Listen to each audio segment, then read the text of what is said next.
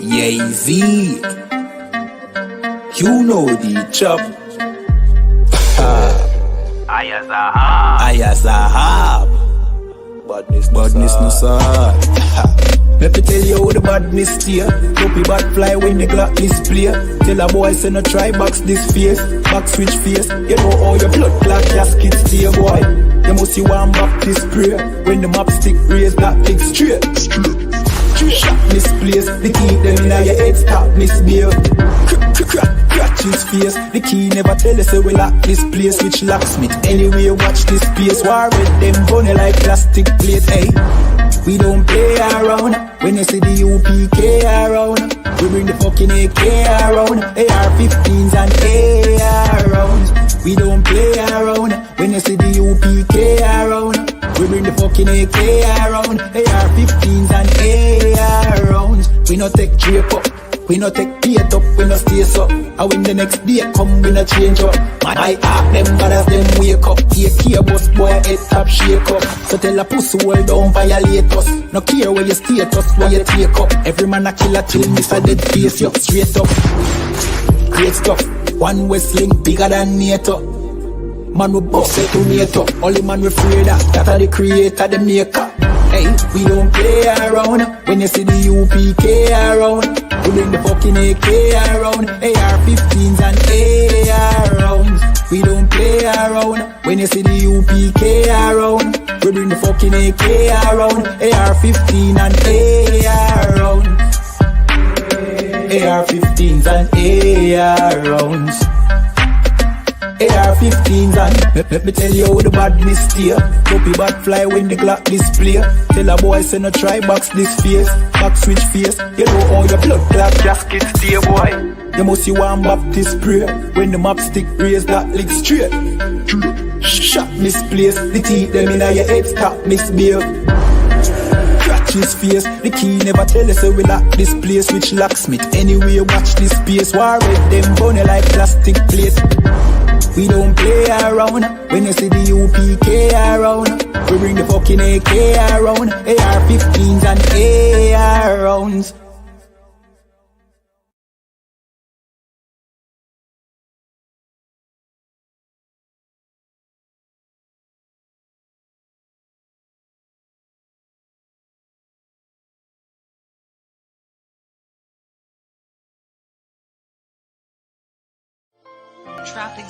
Dear Lord, I hope you hear my prayers. Because we really, really need you down here. From all the pain that we going through, we know that you're real, so can you fall through? Father, have mercy when we call on you.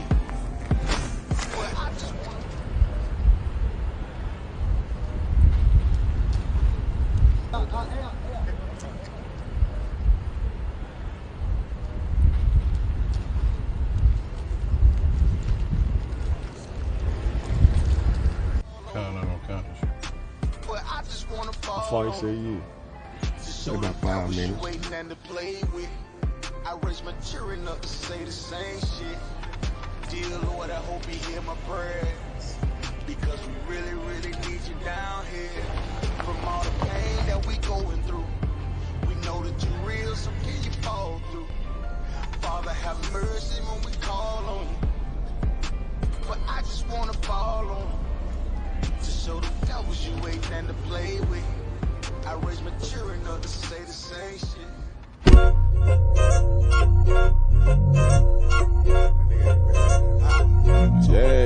Yeah. Go ahead. Come on, West. Go ahead. Go ahead. Go ahead. Look, I keep it low to the T.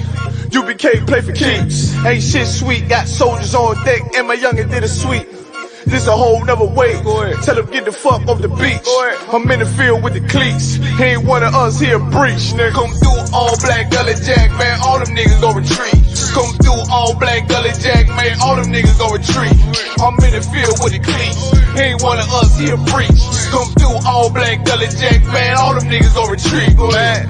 This shit is too easy. I'm on gold, but they don't believe it. You know I'm winning with the team. Screaming Vinny, Vinny, Vinny, Vision. Hear them devils screaming out bloody murder. I'm about to close the curtain. Mama grind, bitch, and work. Sorry, all them lies, it ain't working. Them niggas weak, cause they be churchin'. I'm a West nigga, that's for certain. If he cross the line, I'ma back up and I'ma hit his ass with this virus. And I come through 300 strong, 144 Leonidas. All my niggas we eat. I'm in this bitch with the itis. Say all y'all do the street. Tell y'all to do the street. If a nigga made the wrong move, he make his ass out the league. He ain't one of us hit the league. He ain't one of us here preach. Come through all black gully jack, man. All them niggas go retreat. Go ahead. I keep it low to the T. UBK play for keeps. Ain't shit sweet. Got soldiers on deck, and my youngin' did a sweep. This a whole nother wave. Tell him get the fuck off the beach. I'm in the field with the cleats. He ain't one of us here breach. Nigga, come through all black gully jack, man. All them niggas go retreat. Come through all black gully jack, man. All them niggas go retreat. I'm in the field with the cleats. He ain't one of us here breach. Come through all black gully jack, man. All them niggas go retreat. You see this look that's on my face, bitch? I'm for real with it. I hit the streets, put on my cleats, was in the field with it. You soft as cotton, just an actor, Uncle Phil with it. And then my target's on the move, bitch, I can still hit it. Hey, I speak true cause it's necessary. Gullah Jack revolutionary. Cold on them like January. Commander General is a visionary. Soul food, no sweets. Your preacher man, he's sweet. Matter of fact, he weak. It's wartime, fuck peace. Think you hard, nigga, you ain't. Fuck with us, nigga, you can't. You smart cars, we takes. We form up in ranks. We body bag this rap shit. All black, no bright shit. Real life, no cap, bitch. Fall on them, that's cap shit. I keep it low to the T. UBK play for keeps. Ain't shit sweet. Got soldiers on deck, and my youngin' did a sweep. This a whole nother wave. Tell him get the fuck off the beach. I'm in the field with the cleats. He ain't one of us here breach. Nigga, come through all black gully jack, man. All them niggas go retreat. Come through all black gully jack, man. All them niggas go retreat. I'm in the field with the cleats. He ain't one of us here breach. Come through all black gully jack, man. All them niggas go retreat. Go ahead.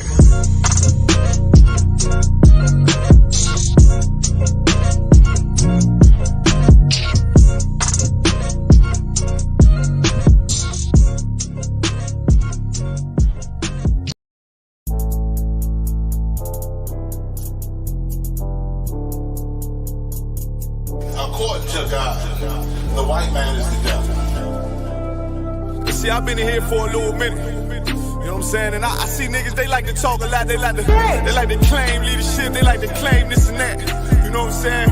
They like to be above what they really is and have authority. But they don't really need that authority. They don't really know what to do with that leadership. You understand?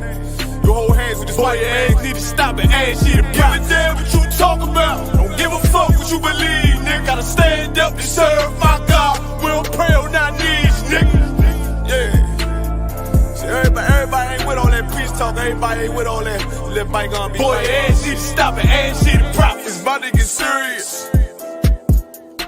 When they hit us with dope and kill us with crack, where the fuck with your leaders? I'm curious.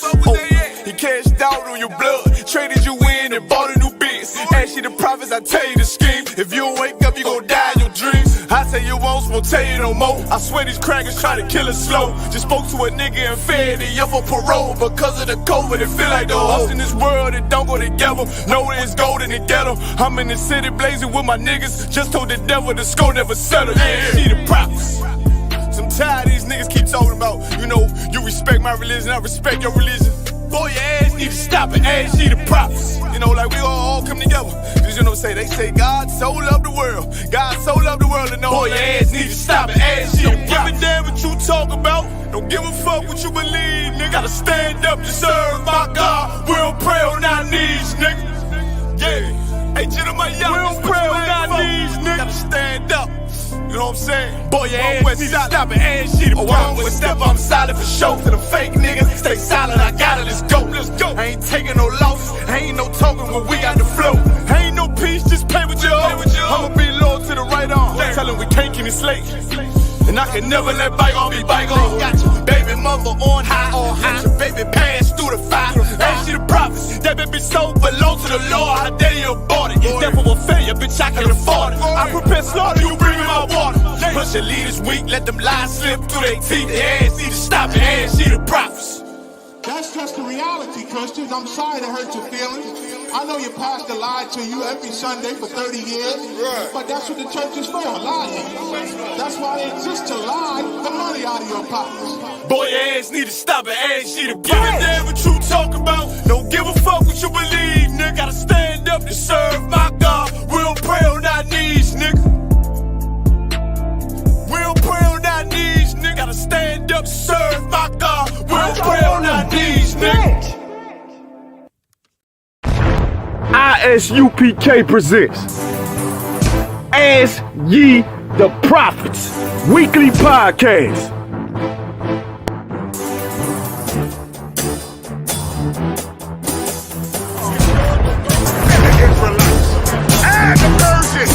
Every race in the movie. We are not the trust. We are not the trust. We are trusted, and we are not the trust.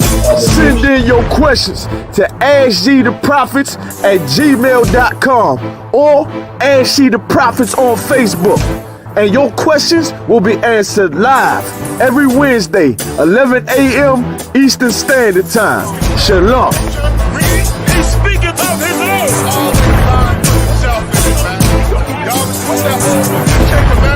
The white man made himself be the Egyptians and the Israelites. And the virgin. Every race in the movie.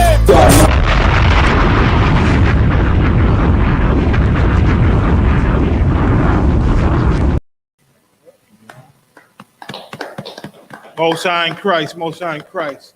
Hey, Shalom Israel, Yahweh Ba'Shem Yahushua Brakatham, Yahweh Shema Alathan Ba'Shem Yahushua. Welcome to another episode of Ask Ye the Prophets, man. The podcast where you can get any question answered live.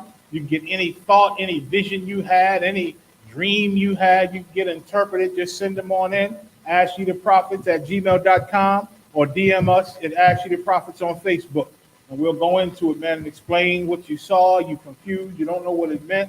You think the Most High is trying to tell you something. You ain't sure what path to walk on. Well, hit us up, man. Hit us up, and we'll show you exactly what path you should be on. Most all paths for Negroes, Hispanics, and North American Indians is one path we're supposed to be on. And we come out of all different types of paths that is going to lead us to destruction. So it all leads to one place. But we'll make you understand why and how your path leads to where we know you're supposed to be. You understand, which is serving the Most High in Christ in the ISUPK under Commander General Yohana. So with that, we got the Fire Weekend coming up in Chicago. That's the next big holiday, man. We're going to get it in July 22nd, the 23rd, and the 24th, man. We're going to be getting it on in Chicago. You know what I mean? Some of us might come down a day early, a day late, you know what I'm saying, to still bust it up with the Chicagoans, with the brothers in the school, man, to get it on. You know what I'm saying? Captain Mawaquad and all his crew, man. Wonderful hospitality down there every time we come. And we looking forward to spending time with the brothers, man, and doing it up. You understand? Bring your family, bring your kids. You know what I'm saying? Make that flight if you can make it. If not, we got more coming, man. We got New York after that. New York. And then I don't know what order, but of course we got California coming up. Houston, of course, coming up. And who else? Who am I missing? Florida coming up, man. And Florida going to be real nice. So let's do it up. So today, man, I want to bring up a point. Right? One of the jobs of the prophets of old, right, was to be a mirror to the nation of Israel, right? It was to allow us to see our sins, allow the things that we're doing wrong to be noticed by us, to tell us and teach us what God is saying we're doing wrong by learning his law, statutes, and commandments, to remind us, you know, the way we living is not good in under these oppressors that we under, man, and not to get comfortable in this place because we are the oppressed. You understand? And in 2021, that was the job of the prophets of old. Now, in modern time, 2021, the prophets have the same job to be a mirror. You understand? We got to show and remind our people where we live, because a lot of times we forget. You understand? You know, we got to show our people where we live, because if not, you know, Negroes and Hispanics, we tend to get comfortable with our oppressors, right? We tend to get comfortable with oppression. You understand? We forget that we are oppressed. We get so damn comfortable. You understand? We forget. You know what I mean? We consume ourselves with trying to get a career in America, trying to be entrepreneurs, trying to start businesses and do all them things in order, and a lot of this is subconscious, in order to not think about the atrocities and murders that we live in every day. Every day, man. You understand? We try to get into entertainment and try to do things. We try to consume our minds with goals and dreams, you understand? So that we can forget about the George Floyds, so we can forget about the Mike Brown, the Garners, the Tamir Rices, man.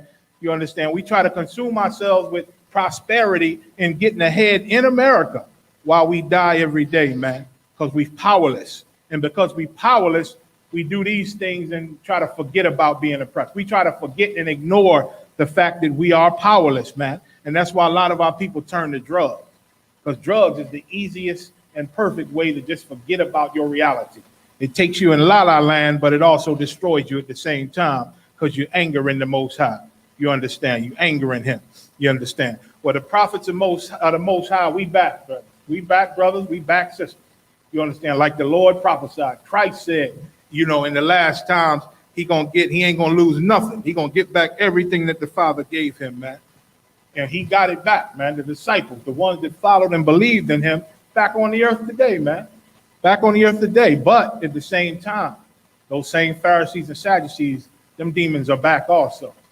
Them big-head religious leaders over our people that's jealous of the lowly prophets that the Lord is raising up, they back on this earth also, serving the same oppressors that they served back then. Then they were called the Romans, the Greeks. Now they called America. You understand? Now they Americans now. You understand? And our job, just like the prophet's job has always been, is to remind you, you know what I'm saying, that you are forgetting about God. You understand? Remind you who we are, remind you of his laws, you understand? Because those laws and commandments, you ignoring them, it don't mean those punishments won't come upon you and overtake you. You understand? You still gonna be living out the punishments of God no matter how much you try to ignore them. You understand? We are in hell in America, but the gospel is, the good news is that we in the last days of that hell in America, man. America's about to go, man. They pulling troops out of the Middle East. Now the Middle East is scared, and oh no, the terrorist group's gonna start fighting and get strong again. You understand? Biden, he in a catch-22. He got to pull them out because he promised to pull them out, and it's gonna cause hell over there. They're gonna get some so-called Arab terrorists going to get stronger and stronger and be a threat to America, which America don't want. America loves to be the greatest terrorist. There's no terrorist greater than the white American terrorists. They are the ultimate diabolical terrorists of the earth. You understand? But if they leave those Arabs alone, them Arabs are going to build up and get strong again, man, like they used to be. Like they used to be. Y'all remember they knocked down buildings. That's how strong they got. They knocked down buildings in America, man. America was delicate at one time, untouched, and they touched America, man. You understand? And the Lord is bringing it to a head again. Got Israel over there going crazy. You know what I'm saying? And America got to support Israel. They just got to support them. You understand? Of course, Russia's watching everything. China's watching everything. And a lot of them Arabs over there, Iran included, and I forget the other country, them Arabs said America, they can't even they can't fly no planes. They can't put their ships over here. So they say America got to go back to the ocean, right, where they ships at. And so if them Arabs that they friends with have any problems, it's going to take a whole hour for them jets to come over there and help out. You understand why? Because a lot of them Arabs, you know, told America they can't dock in their ports. They can't put their military in their country. They got to get the hell out because America is no friend to them. They know who America is. They know America's the devil. You understand? The only people that don't know that white Americans are the devil are the slaves in America, and that's us. We're the only ones under the curse of not knowing. We think we in Disney World. You understand? We think America's our country. This is the greatest country, man. I love this country. We got to fight for our country. What Donald Trump trying to do to our country? These white people trying to take over our country. No, this ain't our country. This is their country. Where the hell you been? You ain't been watching the news? This ain't never been our country. This country ain't never been for us. Excuse me. I would pick up a cold during a heat wave. That's my curse. I get colds during heat waves. You understand? And I hope a lot of y'all being safe, man, in this heat wave. A lot of heat out here. Stay hydrated. You know what I'm saying? Take care of yourself. You elder brothers and sisters, man, reach out. You younger ones, you reach out to the elders in our school, man. Make sure everybody's good. All we got is each other, man. We can't depend on nobody else. Don't depend on your cousin to come check on you. Don't depend on your brother's family to come check on him. No, we all he got. Check on him. Excuse me. Check on him. So let me get that first story out about the 76-year-old grandmother. Excuse me. This is an email. I mean, it's a story, man. It was incredible to me. There's no surprise, you understand? And this is for all you Christians and Christian Israelites alike that think that, you know, this place ain't so bad. That we got a chance in this place, man. This place never loves us. There's no part of America that loves us. Don't let Joe Biden fool you. Don't let that snake eater Kamala Harris fool you. No, what is she? Is she a snake eater? She Esau? My father's father, Esau, and my mother's side, I figure. No sweat. I figure. She got a little snake eater in her, but she's an Edomite. She's an Edomite. And so, you know, don't let her fool you, man. Don't let all that political talk fool you like they give a damn. You understand? You can read it when you get it. Yes, yes. Yes, the grandmother comes. You can hold Deuteronomy 28 and 48. 76-year-old grandmother sent back to prison for a minor violation. For a minor violation. Like we say all the time, man. These Edomites, man, these Caucasians in America, they do major crimes, man, all the time, and they don't get arrested as much as we do. They don't get sent to prison as much as we do. Why? Because believe it or not, the government of America, they have an unwritten rule not to make white America look bad. Don't make them look bad. They get a police order, the chief of police, the mayor, all of them. They say, listen, man, try not to come down too much on white America, good old Americans, man. Good old Americans, which means white people. You understand? White people. The police said, they did a study, and they said even the police that police the suburbs, police the white areas, when they need to make arrests and quotas, they go to black and Hispanic neighborhoods and arrest them for nothing, for minor infractions. Now, this is a 76-year-old grandma, you understand? And she done been to jail. Might have did something in her life. They said she was in jail for drugs. Who knows what happened, man? What police framed her or what she said to police to piss him off and make him put her in jail and lie on his reports, because police lie on their reports. Everybody knows that. Police lie on the reports, but they can't talk about it or admit it because it'll make white America look bad. It'll make America look bad. And they can't do them things. They'd rather sweep it under the rug and let us pay for let us do jail time for nothing rather than admit that they made a mistake, or rather than admit that their officers have problems and they are liars and they're thieves and they're rapists, which they are. You understand? 76-year-old grandma, what? 76-year-old grandmother sent back to prison for a minor violation. Go ahead. Gwen Levi, a 76-year-old grandmother from Baltimore, has been sent back to prison for accidentally not answering her phone when her ankle monitor was triggered. So let's see how this happened. She's 76 years old. Her ankle monitor go off, and they try to call her on her phone, and she don't pick up. And they rolled up on her like she was Al-Qaeda. Go ahead. Levi had already served 16 years in prison for drug charges, but was allowed to go back home in June.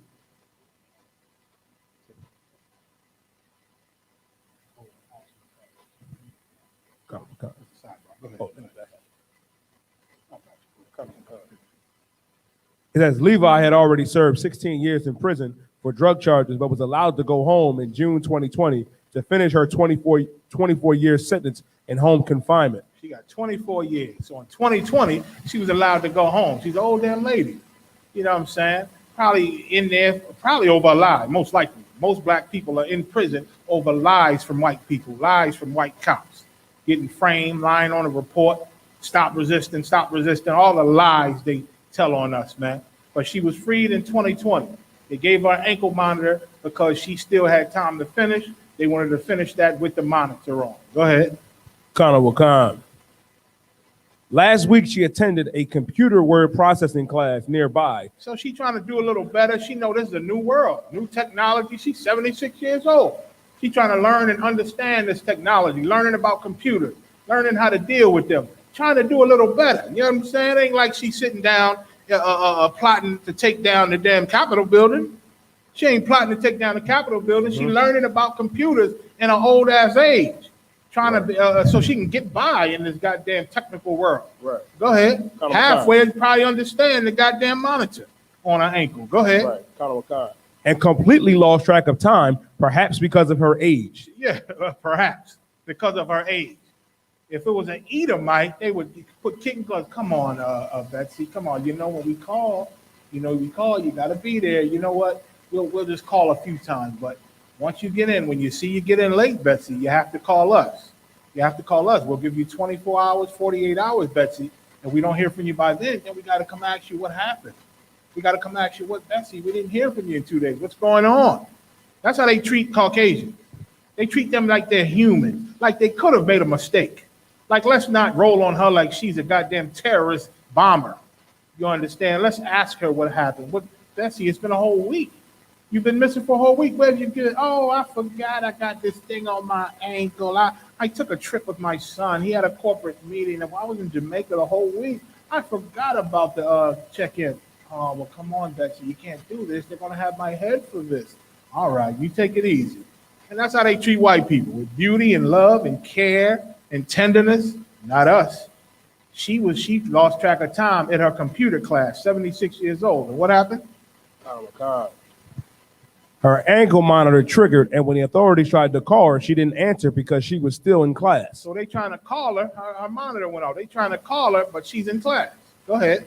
None of this mattered, though, to authorities, who quickly arrested her and classified her misdemeanor as an escape attempt. Look at that. They rolled up on this grandma like she was Noriega or somebody. Like she was John Gotti trying to get away. Immediately rolled up on her.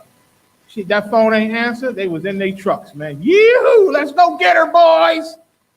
And they go roll up on grandma and arrest her like she was trying to escape. She trying to leave the country, I guess. Where's she gonna go? That she trying to go to the Cayman Islands to escape your little ankle monitor, 76 years old, huh? Go ahead. She is now back in jail waiting to be transferred back to a federal facility. Is that what they call it, a red dot wearer? A red dot wearer, the damn ankle bracelet. She's now where, Yedaya?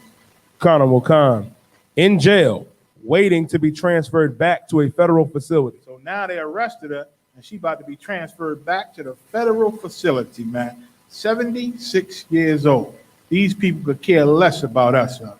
They can care less about us. That's all I need from that, unless you see something else. Deuteronomy 28 and 48. This is the book of Deuteronomy, chapter 28 and verse 48. Therefore shalt thou serve thine enemies, which the Lord shall send against thee, in hunger and in thirst. Read that again. Therefore shalt thou serve thine enemies. So now, one of the punishments of the Most High was to serve our enemies. You understand? And that's exactly what we're doing. These people are clearly our enemies. God told us a long time ago.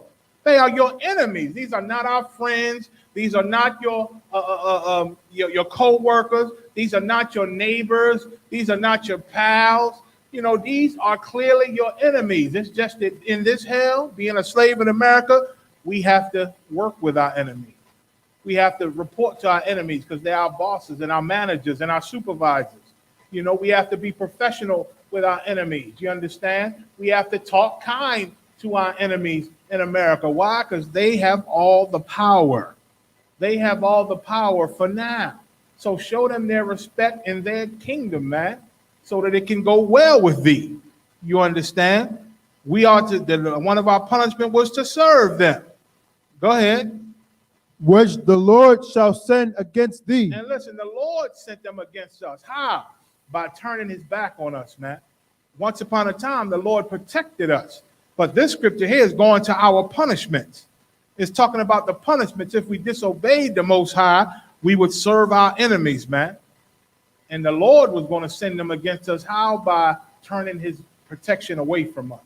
When the Lord say, I'm going to turn my face from thee or turn my back to thee, that means he ain't protecting us no more. And when he's not protecting us, our enemies swarm on us. They can tell when God's not protecting us. They can tell. And they come against us and destroy us, and they don't believe they're doing nothing wrong. Go to 50. Karawakan, verse 50. A nation of fierce continents. Fierce continents, man. These people are fierce. They fierce and they show no love to us, man. No love. Young teenager put his hands up, go to take off his book bag to surrender. They still tase him in his gut, man. They still tase him. Police have four young kids, man, preteens and young teens, handcuffed sitting on the ground. Brother came with a video camera like, what's wrong? These is babies. Why they got to be cuffed? Why they got to be cuffed? Nobody got a reason why they got to be cuffed, but this is their protocol. These Negroes and Hispanics, we cuff them and lay them on the ground. We don't care how old they are. And then we stand and wait for our backup, and then we write the reports and get everything straight, and then we let them go. They don't sit white kids on the ground handcuffed. Why? Because they mommies and daddies might have connections in the family that might have connections that are over them and their bosses. You understand? And they may get in trouble. They may get in trouble if they treat white Americans like that, if they treat good old Americans like that. But Negroes, Hispanics, Native Indians, it's a green light to treat you any kind of way, because nobody respects you in this place. Nobody. All we got is each other, black man, Hispanic man. That's all we got. That's all we got. And you know who do respect you? The Most High in Christ respects you and expects you to be obedient unto our laws of old, man. Unto the Most High's laws, so that he can come defend you one day soon. You understand? Read 50 again. Karawakan. A nation of fierce continents, which shall not regard the person of the old. And they don't give a damn if you're old. 76-year-old woman. They could give a damn how they treat her. You know how many videos where they done threw our grandmas on the ground, bust a car? What's going on? I didn't know you was behind me, officer. They snatch out the car, throw on a damn chest. 50 years of breastfeeding and life and experience, back hurting, 60, 70 years old, you snatch out the car, you animals, and throw on the goddamn ground. Breast humongous, feeding all them babies and grandkids, you understand? Grandma, you know how grandma is. You throw on her chest, man, smash it into the ground and putting handcuffs on her behind her back. She could hardly breathe because she got arthritis, her arms hurting, her back hurting her. Now you got on her stomach and chest, hardly can breathe, treating her like an animal, man. This is what they think of us. This is what they think of us, man. They don't regard our elders at all. At all. But an old white man, they could surround his truck. He start driving, banging into their cop cars, damn near running them over, and get away without one shot fired. Not one shot fired. That's how their elders get treated in this place. Why? Because it's against the rule to harm these white folks, man, if you ain't got to. If they ain't shooting, hell, I want to say unless they shooting at you, but hell, the two white kids are just shooting at the cops. They let them shoot for 30 minutes without firing a shot, man. Without firing one shot, 30 minutes of shooting. They say, we don't want to kill no baby. We don't want to shoot at no babies. Well, goddamn. I wish Amer Rice would have knew that. I wish that was true for him. I wish it was true. I wish it was true for George Stinney way back in the early 1900s, or late 1800s. I wish it was true for George Stinney, who they electrocuted with an electrocution hat, couldn't even fit him. They had to prop it on his head some kind of way. He was too little for the electric chair, so they made him sit on books. Had no real defense. Family chased his family out of the damn city. Bunch of white people and this little one black baby, they electrocuted to death, man, in Carolina. That's what they think about us. They don't regard the person of old. Go ahead. Karawakan, nor shew favor to the young. And they don't give a damn about our young. We just talked about it. Go ahead. Verse 51. and he shall eat the fruit of thy cattle Uh-huh. and the fruit of thy land. That's it. He gonna take everything, man. Destroy everything we got. Go to Matthew 18 and 7. Go to Matthew 18 and 7. A lot of you simpletons might say, well, it said God sent them against us. God let them do this. Ain't this our punishment because of our sin? It ain't the white man's fault. It's our fault. So you think you can still kiss and hug him even though he destroy you because it's our fault. You understand? It is. Our sin caused the Lord to turn against us, which allowed these oppressors to destroy and kill us. But you better read what our king said.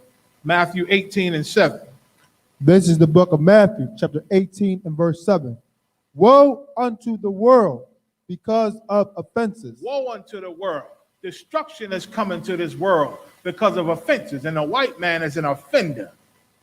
Our oppressor have offended the Most High, have offended Christ, the angels, and have offended the nation of Israel. Destruction to them because of offenses, man. Go ahead. Karawakan. For it must needs be that offenses come. And they got to come. These punishments, these offenses got to come because they are the devil. And they're doing the devil's job. It got to happen. They got to do their job. And the Lord allowed them to do their job because of our evil, man, because of our disrespect. God allowed them to do their job. So offenses must come. Go ahead. But woe to that man. But woe to that man. Woe to these people. Go ahead. By whom the... And woe means destruction. Destruction to these people, what? Karawakan. But woe to that man by whom the offense come. Woe to that man. Destruction to the person or people that these offenses come from, man. The white man might be killing us because of our sins in the past, but he's going to still pay for killing us. Right. Woe to that man. That what? Woe, to that man by whom the offense cometh. So now he's still going to pay. So what? We sinned against the Most High. We got to get right with the Most High to win his favor back so he can defend us again. But this man killing us and destroying us and oppressing us like he's doing, he's going to pay for every drop of blood. He's going to pay for every hair that he harmed. He's going to pay for every black and brown body that he has ever brought pain to. He's going to pay for it all. He's going to pay for it all. You understand? So this is where we live, man. We better wake up. I got more. Let's go to that next story about the innocent man serving life. Innocent man serving life for murder released from... Innocent man serving life sentence for murder released from prison after 29 years. After 29 years, they find out he's innocent. You know how many black and brown brothers and sisters are in jail innocent right now? In jail innocent. Once again, police are criminals. They lie, they plant things on you, right? And they lie in court, they lie on their reports, and they don't get in trouble for it, even when it comes out. Even now, in modern time, something happens and the police give one report, and then on the news they say, we find out the original report said this and that, or we found all that out to be true. The brother they murdered in that alley, they say he turned with a gun, shot at them or whatever. Bunch of lies. Find out he did not do none of that, man. He didn't do any of those things. Now, do they get punished for the lie? I ain't heard about it yet. They lying all over the reports. I ain't heard about no punishments for a cop lying on their reports. This is what they do to us. They send us to prison from lying on us, man. Why? Because the states let these sign contracts with these prisons and promise them to keep them full. So if you promise a prison to keep them full, what if people ain't committing crimes like that? Now you got to lie because you didn't promise them to keep them full. Now you still got to put bodies in that prison, or you got to come up with a lot of money, and they don't want to come out the pocket. They don't want to come up with that money, so they give orders to the police. They say, man, I know you can find something on them black and brown people. Go to them urban communities. I know you can find something on them. We got to keep these prisons full, man. You got to make your quota. That's where the quota comes from. Why would police, who are supposed to lock up criminals, why would they have a quota? I thought the goal would be, in a justice society, goal would be to police where everybody stops doing crime. He said, well, we ain't doing crime no more because the police are here, and they making sure everything go right, and everybody stop doing crime, and that's the goal. No quota, it should be the goal. But if your police got a quota, that means they got to come up with shit. That means they got to invent crimes. That means they got to grab you and ask you a question, ask you for your ID, and the minute you say no, they bust you across the face and tell you stop resisting. Now you got a whole slew of charges on you and don't know what the hell happened. Because all you wanted to know was, officer, well, why are you asking for my ID? Crack, crack. He didn't bust your lip, face, mouth, and eye, and you fall on the ground. He jump on top of you and break your arm and tell you stop resisting. And now you got a bunch of charges, don't know where the hell they come from, man. Like that video General Yohana just played. The brother walked with his hands up. He laid on the ground in surrender, the white flag surrender, and the cop run over and kick him dead in the face. Dead in the face. Why? Because they have permission to. That's all they need. What you thought? If there had to be a big reason for them to abuse you and terrorize you, all they need is permission. They don't need no great excuse. You ain't got to do nothing. You ain't got to do nothing. All they need is from their commanders to give them permission to do it, and they doing it. They doing it no matter what you do. They don't give a damn. Read. In May 2021, 51-year-old Eric Riddick, who had served more than 29 years behind bars, was released after it was determined by the district attorney's office that he did not get a fair trial. According to the Philadelphia Inquirer, he had been charged for the 1991 killing of another man named William Kellett in Southwest Philadelphia. However, he and others have always maintained that he was not even at the scene of the crime when it happened. And look, and that's this country. When Johnny Cochran was alive, I think it was Chris Rock that asked him. Chris Rock said, "So, Johnny, do you believe poor people have no chance at justice?" He said, "I'm sorry to say, Chris, but yeah, for poor people, if you're poor, it's a slim chance you can get justice in America." And that's true. And it ain't supposed to be like that. Poor people are supposed to get as good as justice as the rich. But again, America is a country that defies God. They have respect of persons. They have respect of persons in this country, man. And poor people, if we can't afford a good lawyer, we can't even do nothing, man. We can't do nothing. I heard a lawyer on the radio, man, say, he said, they asked him, they said, what if somebody forges your parents' will and your parents died, and you take them to court to show, that this person forged the will. Me and my siblings supposed to get something, but this person forged it and act like they were their friend, and now they getting everything. Is that a fight? The lawyer said, it can be, but you need so much money. You need so much money for lawyers and for tests and different things and doctors, because the deceased got to be proven to have been mentally fit or incapacitated or some way where they don't make a rash decision, or investigators got to be paid to find out why would this other person forged the will. You understand? But it takes so much money to get justice in America, and that's not right. That's not a just society when you got to be rich to get justice. Because now the poor is just shit out of luck, I guess. That's SOL they call it. I guess we just done when you're poor. You understand? I thank the Lord for Commanding General Yohana, man. I thank him because he was sent in the spirit of Yahushua until Yahushua get back to rescue us, man, and to lead us to freedom and to show us how to not get caught up in our oppressor's trap, man. And he's here to help any brother or sister who's up in here dedicated to the Most High, man. And I thank the Lord for him. Go ahead. Where we at? It was his lawyer, attorney Amika Agrave, founder of the Agrave firm, that fought for his freedom. Go ahead. It says she once worked for the district attorney's office. Like, he once worked for the district attorney's office himself, and was able to successfully dispute the prosecutor's contention that Riddick was an accomplice to the murder. He was able to bring to light through ballistic testing that the weapon that authorities had originally said belonged to Riddick was not even the murder weapon. And listen, and they probably knew all this at first, man. But again, our pressure, he just need a body. He just need a black body to go to this prison to meet that quota, to make the prison's quota. You understand? To make the state's quota for the prison. You understand? And so thank the Lord, he put the spirit on some lawyers sometime. Some of these brothers and sisters, you know, they look at the cases of these brothers and sisters in jail and they put themselves out there and say, you know what, I'm going to represent them. I can get them off, man, because there's a lot of holes in this case. I'm going to step on in and be their lawyer.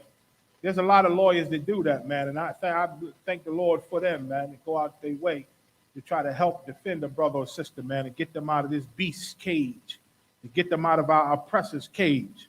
You understand? I'm going to jump to the next story, and then I'll show you a scripture. Go to the next one, the police in Alabama. We in a corrupt, once again, the Lord and Amos called America a sinful kingdom, man. A sinful kingdom. Everything God wants, they do the opposite. They do the opposite, man. And later on, Lord willing, I'm going to show you a scripture. I'm going to show you the scripture where our oppressor in spirit knows that the Most High is coming against him. But while he's in charge, he said he's going to just live and pillage and destroy and just live deliciously, even if it destroys the earth and the people in the earth. He said he's going to live his best life, even if it destroys everything on this earth. That's in the Bible, man. Read the story. Police in Alabama set up and falsely arrested over 1,000 innocent black men. Read that again. Police in Alabama set up and set them up. Go ahead. And falsely arrested. Go ahead. Over 1,000 innocent black men. Over one. Now, if our oppressors tell you they falsely arrested over 1,000 black men, what does that mean? Anybody? Even in the class. Go ahead, Aytp. It was way more than that, sir. It's a hell of a lot more than that. It's a hell of a lot more than that. Because even when he tried to squeak out a little bit of reality, a little bit of truth, and even when one devil get mad at the other devils and try to tell a little truth, it's never 100%. It's never 100%. So they have lied on, framed, set up, and falsely arrested thousands of black and Hispanic men, man, and women. And women. This is what they do. This is why the brother getting out after 29 years. And imagine all the other brothers. There's what's the latest figures that's in prison? Is it 2 million? 2-point-something million? Black people in prison? I bet 90% are either innocent or have done minor things that the cops trumped up and lied about, man, or that the judge was unfair and sent them to prison and gave them the max just to keep the prison's quota. This is how they change. This is how they treat us, man. And you're right. It's not surprising, man. It happens every day. Go ahead. 12 police officers in Dothan, Alabama, who were apparently members of a domestic. We ain't even going into that. We ain't even, and listen, and this is just Alabama, but it's happening all over the country, man. All over the country, police are framing, are setting us up, are putting false charges on us and causing innocent black and Hispanic men and women to go serve big prison times, man. The judges know the police know the lawyers in the court, they know the DA, they're buddies, they're friends. They're ex-lawyers and ex-police, they're buddies and friends, they know each other's family, man. We stepping into their world anytime we go to court. They already got it. So you ever go to court and it feel like everybody knows each other except you? That's because they do. I sat in court one time. I went with a sister just to support her, right? And there was one case where the lawyer of the one of the lawyers, right? She come up to prosecute. It was a sister taking a man to court, I think. And the brother didn't show up or something like that. He was late. But before they called their case, they said, what's the next case? And they told the judge. And the judge asked the lawyer, oh, man, I forget what she asked her. But whatever she asked her was like they was preparing to make this guy guilty even before the case came up. They said some old fly shit. Well, do you have it ready? I hope you got the something this time. Yeah, we're going to do that? Okay, cool. And I said, well, goddamn. The judge and the lawyer are buddies, and the judge is making sure she got everything she needs to destroy this man. You understand? Meanwhile, judges ain't supposed to help with the goddamn case. They just supposed to be impartial judges. hearing both sides out equally and fairly, but not in America, man. Not in America. Read. What we got? We read that. Go to Wisdom of Solomon 2 and 10. I'm going to show you, man, the thought. Solomon knew the spirit, the thinking of the spirit of our oppressors, man. Go ahead. Karawakan, this book of the Wisdom of Solomon, chapter 2 and verse 10. Let us oppress the poor righteous man. Read it again. Let us oppress the poor righteous man. And when you read up from 1, it tells you that our oppressor, these are a people who believe you only live once, and while we're here, we're going to enjoy everything. They said they're going to live the best of their ability. They're going to have the best things, and everything is wonderful. They're going to get it. And they said up ahead, they said power is, no, I think we're going to read it. They say power and strength is the law of the land. Not the actual law. Not don't do this, this is against the rule, but your strength. How many guns you got, how much you can murder and pillage, that determines who's right or wrong in their eye. That's how they feel. And they said they're going to destroy, they're going to live good no matter what the cost, no matter how much water they pollute, no matter how much air they pollute, no matter how much food they poison, no matter what they make extinct, how many animals they kill, how many people they kill. They don't care what happens as a result of them living wonderfully. They're going to live wonderfully no matter what. And read 10 again. Let us oppress the poor righteous man. And then on top of living wonderfully and destroying everything and not giving a damn, they said, and we're going to oppress the righteous man. They know who you are, Negroes, Hispanics, Native American Indians. They know you in the ghetto, starving and dying off drugs and everything horrible. They put you there. They know you dying in the hood. They put you there. Never think that these white people don't know that we here. They don't know that we dying. They need to come see how it is, to see our struggle so they can help us. They don't know. They know. They just ignore you. They know you there. They don't want to come see you. They put you there. They don't want to see you. They know you there.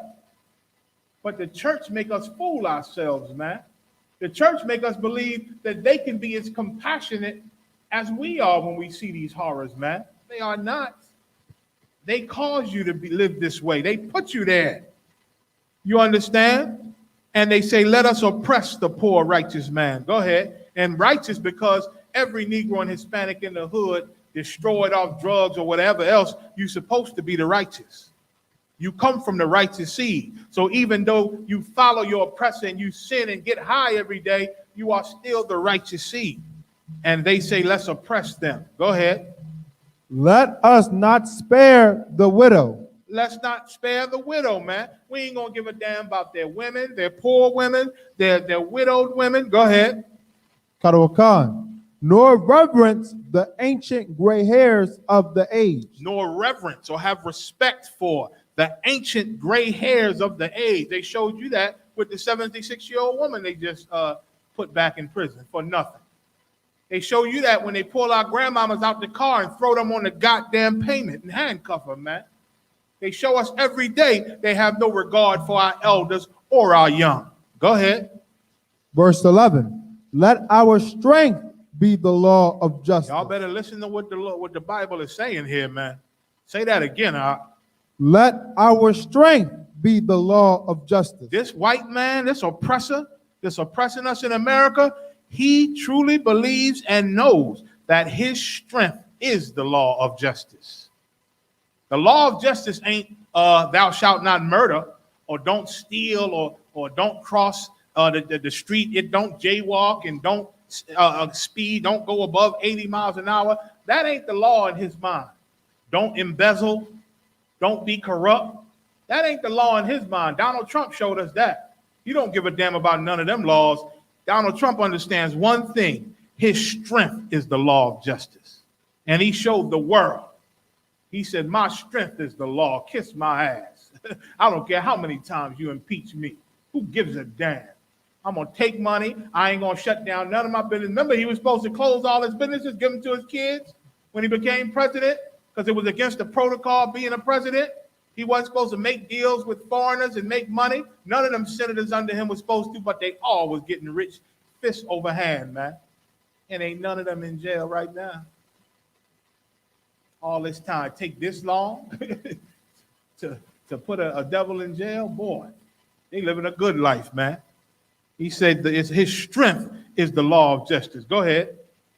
For that which is feeble is found to be nothing And worth. you think because you beg white people, y'all got to hear what Solomon is saying. He's the wisest man on earth, man, next to Christ. And he said, in the spirit of our oppressor, they believe that which is feeble is found to be worth nothing. What is feeble? Anybody? What's feeble mean? Go ahead, Aytp. Weak, delicate. Weak, delicate, soft, lacking strength. That's what feeble means. And I know y'all know online, it means weak. You're right, Sharad. It means weak. And white people in their heart of hearts, in their spirit, believes that when you're weak, you are found to be nothing worth, meaning you ain't worth a thing. So black people think because we beg them and march and hold hands and let them punch us in the face and let them spit on us and sick dogs on us, we believe that doing that will show them that we mean you no harm. Oh, and they're going to punch us and they're going to see how their people beat us and they're going to feel sorry and they finally going to help us. No, they're not. They're not. They're going to see you marching and getting punched and say, those niggas are weak as hell. They ain't worth nothing. And they will never help you because they don't respect you. They don't respect you. Why? Because you're weak and you enjoy being weak. The Christian church has made us a weak race of people that our oppressor will never respect. They'll never respect. And so how can they ever look at you like you're anything? They believe being weak is nothing. It's a horrible thing to be weak. And all we show them is weakness, man. That's why they see us, man. And for the first time, they see niggas being strong. I used to read them old racist websites, man. They know that we the ones to watch out for. They talk about it. They say, listen, I heard one of them send a couple of videos to the rest of them in the group. And they said, you guys got to watch this video, man. You playing, but these guys are serious. They're not playing. And I said, yeah, they better know what the deal is. And listen, we don't harm nobody. But they know in spirit, there's nothing weak about the Israelite school of UPK. They know that even though we don't murder and kill and maim like they do, there is nothing weak about us. And when we get our orders, we get our orders. I hope you understand. I pray you understand. You understand. I pray you understand. Read on. Verse 12. Therefore, let us lie in wait for the righteous. Check that out. So now they're going to lie in wait for the righteous, mean they're going to set all type of traps to put us in those cages called prisons, man. Lie on their reports, put drugs on you, lie about you stealing, putting guns on you, sneaking guns in your car, taking a gun out their sock, and putting it on the ground, saying you dropped it. Now you doing time for a damn gun that you ain't never seen in your life. This is how they treat us, man. Therefore, let us lie in wait for the righteous. When they say righteous, it's talking about the nation of Israel, in the truth or out the truth. Go ahead. Because he is not for our turn. Why? Because they are not for us. They know that we are two totally different people, man. We don't agree with their lifestyle. We can't become them. No matter how hard we try, we go to that office, sit in that cubicle, they drinking coffee all day, typing them computers all day, and they love it. It's time for them to go home to their woman. They still at the job 3-4 more hours, man. Why? Because they don't want to run home and get none of that meat at home. They rather be at this job. This is just in their spirit, not us. Not us.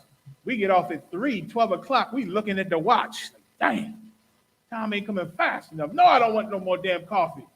We want to get out of there, man, because it's not in our spirit to sit in here and slave for this devil and make him rich in his goddamn cubicles, man.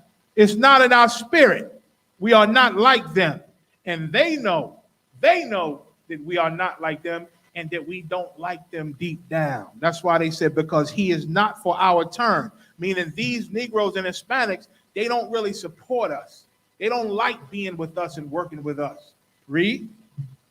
And he is clean contrary to our doing. Hear what Solomon is saying, man. If you ever wanted to know the spirit of a devil, of our oppressor, read this, man. In their spirit, they say he is clean contrary to our doings. Meaning what? The worst Negro you find on the street, high off drugs, selling dope to survive, trying to do what he can, trying to be a pimp. Some sister selling her body to make a few dollars so she ain't got to starve on the street. The worst of us, compared to this oppressor, this white man, we are clean compared to him. He ain't got the moral authority to put none of us in prison. Yet he does it. Because why? Strength is his law of justice. Not right or wrong. Not justice or injustice, but strength and power is his law of justice. And compared to him, all of our people are clean. That's what Solomon is saying. This is in their spirit. White people know that compared to them, we are good people, man. The worst of us are good and better than him. Read. He upbraideth us with our offending the law. And now, he upbraideth us with our offending the law. Black people, listen, even black people in the world challenge white people with breaking their own law. Like they don't respect their own law. And of course, we bring it up all the time, how they don't respect their own laws. They for sure are against the Most High's laws. And upbraideth meaning correct them. They always correcting us with offending the law, our own laws. Go ahead. And objecteth to our infamy the transgressings of our education. And objective, they are against our infamy. They are against the evil we do, the transgressings of our education. Like we learn to be powerful. The police in their training, they learn to offend black and Hispanic people and harm them and make their quotas in the urban communities. That's what they learn. I remember police said, man, he was interviewed. He said, after I graduated the academy, you know, when they brought me into the precinct and partnered me up, the first thing my partner asked me, he said, you fresh out of the academy? He said, yep. I said, yep. He said, well, forget all that bullshit. Now you're going to learn how to police. So all that old academy of training, the real police, the experienced ones, tell them, forget all that baby nonsense. Now we're going to show you how to kill niggas, in other words. Now we're going to show you how to kill spics. That's what goes on in the police, man. And they say we object to their infamy, the transgressions of their education. And we do. We against how they do things, how they learn to do things, because it's all against us. Solomon knew the spirit of these devils, boy. Read. Verse 13. He professeth to have the knowledge of God. And they know that we claim to know God. Blacks and Hispanics have the spirit of God in us, man. That's why we filling up the church. We destroyed for a lack of knowledge. We don't have the knowledge, but like Paul said, we have the zeal of God, just not according to knowledge. So that's why he say he know we are people that have that profess to have the knowledge of God. Go ahead. And he calleth himself the child of the Lord. Same thing. Blacks and Hispanics, we are known to be religious, man.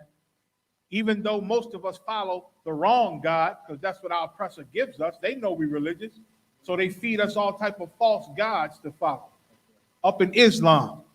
But they know we call ourselves the child of the Lord. Go ahead. Verse 14.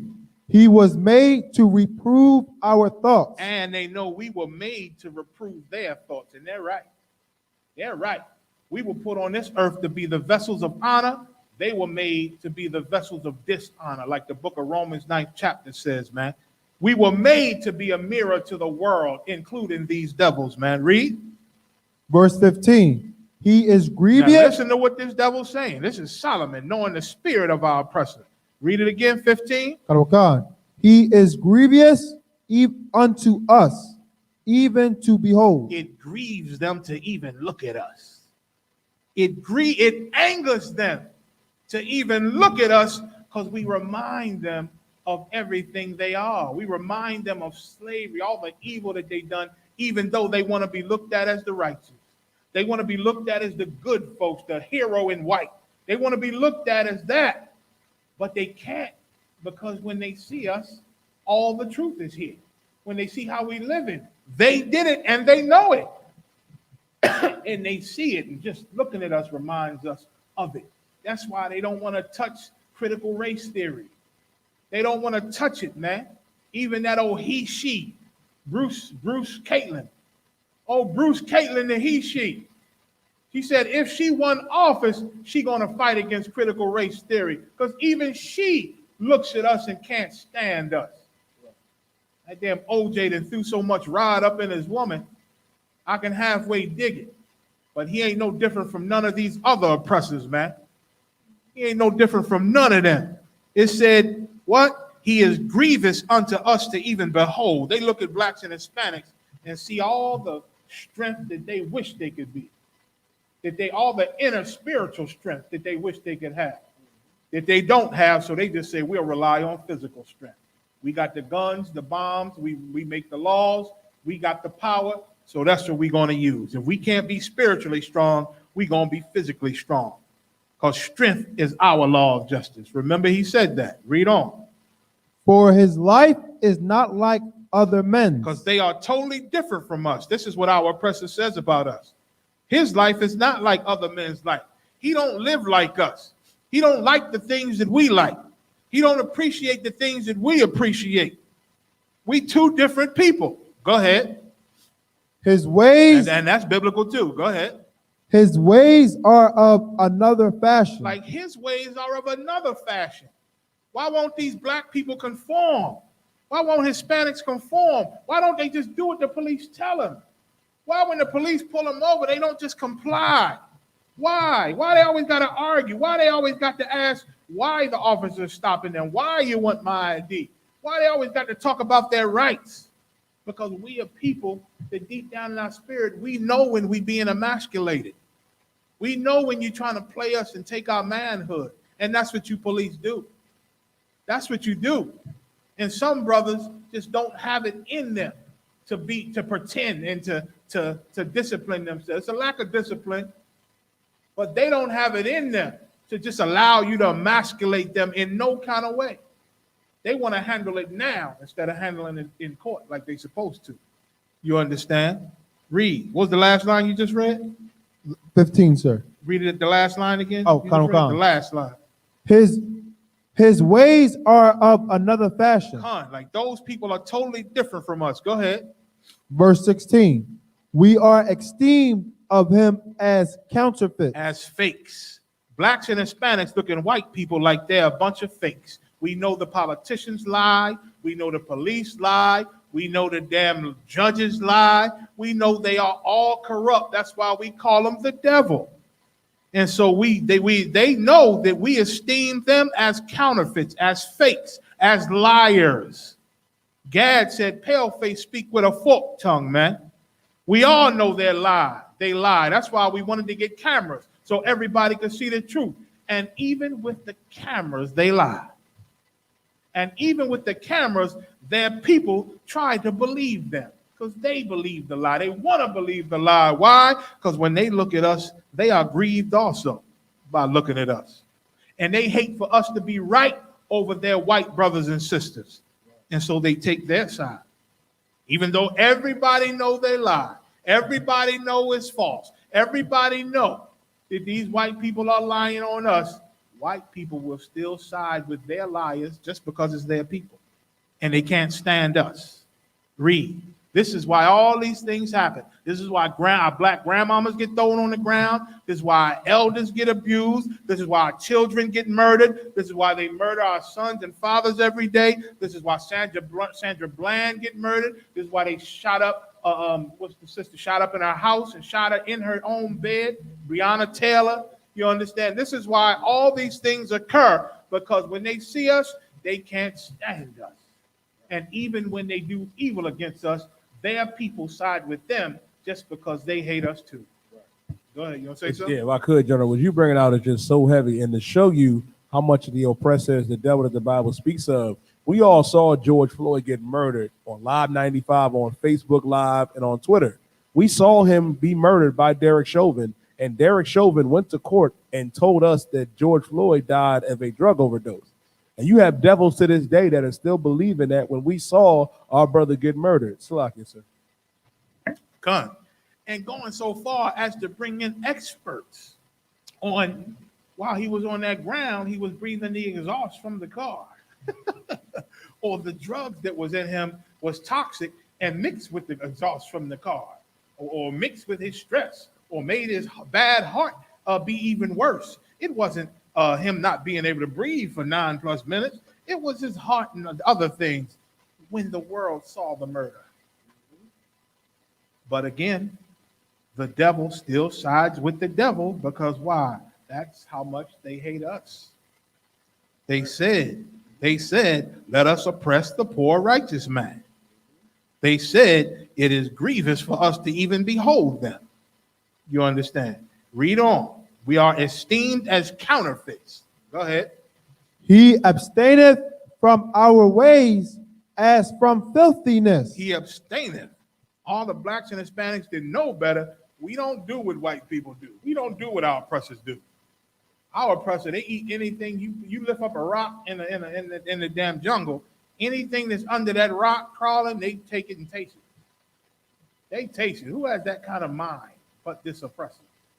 Like, I found this new thing. It was under this rock. Look at it. What, you ever seen this before? No, Billy, I never saw that before. I wonder what it tastes like. Who thinks like that? Who thinks like that, man? I'm going to taste all this crazy stuff that I find. Our oppressor, boy, he tastes every goddamn thing. Black people don't do that. We didn't fail, and like a lot of the abomination that he fed us, like that damn swine and crab and shrimp. But even Negroes in the world got a limit. They got a limit. I ain't never heard of a Negro that liked placenta. You know, fry up a woman's placenta. Who thinks like that? Like, oh, baby, push, bloop, the baby come out. What's that, doctor? Oh, that's her placenta. I wonder what that tastes like. Who thinks like that, man? This devil is an abomination, man. Good Lord. Read. He pronounceth the end of the just to be blessed. He pronounceth the end of the just to be blessed. Like, we truly believe that our people should be blessed by God, because deep inside of us, we have a spirit of God, man. We just don't have the knowledge of God. Go ahead. And maketh his boast that God is his father. And maketh the boast that God is his father, because he is our father. And it's something in blacks and Hispanics that know that. Something in us that know that. It's just that we didn't discontinue from our heritage, man, because of the oppressions and the punishments that we live in. But we coming out of them, black people. We close.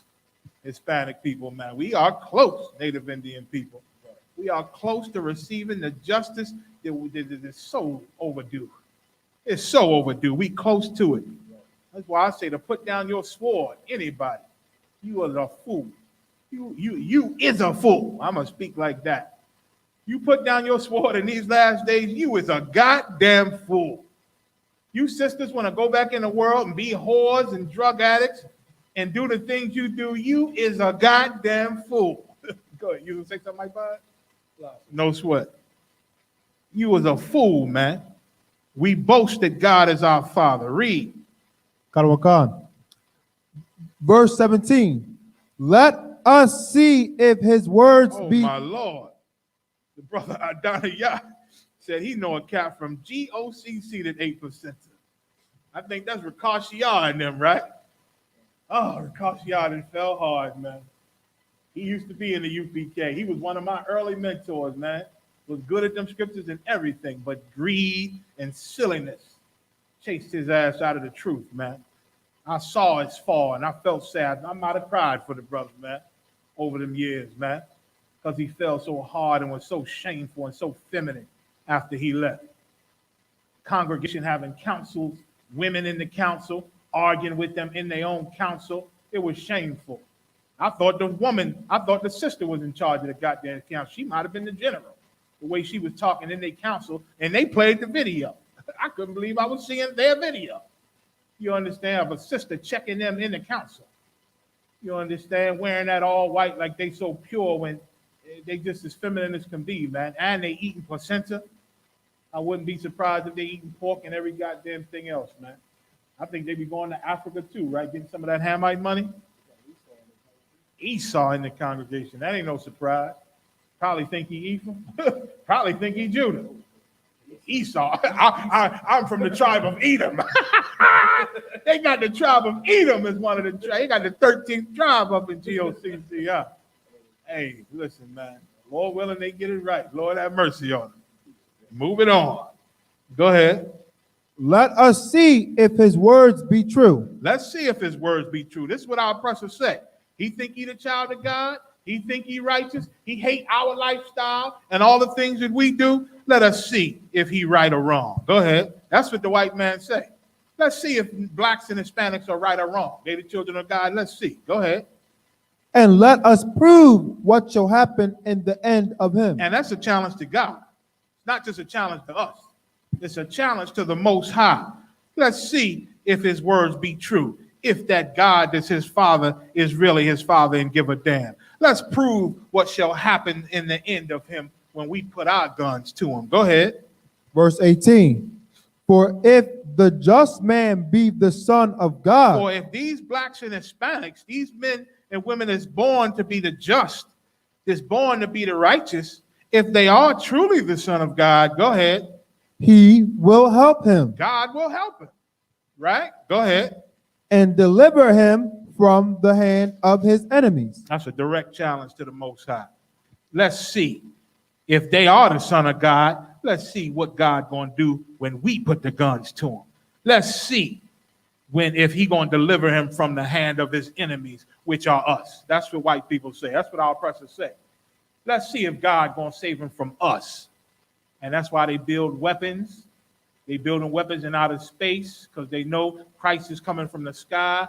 They know God is coming from the sky. They know, they read the Bible. They read about chariots. Guess what? This government, the ones that's above the government, is running the country, that's looking at the things and prophecies and the spiritual matters on this earth. They listen to our videos. They listen to our classes. They listen to our camps. They got a whole group of them devils that study us in the words we say. Y'all ever saw the movie? I think it was Zombie Z or World Z or something like that with the zombies.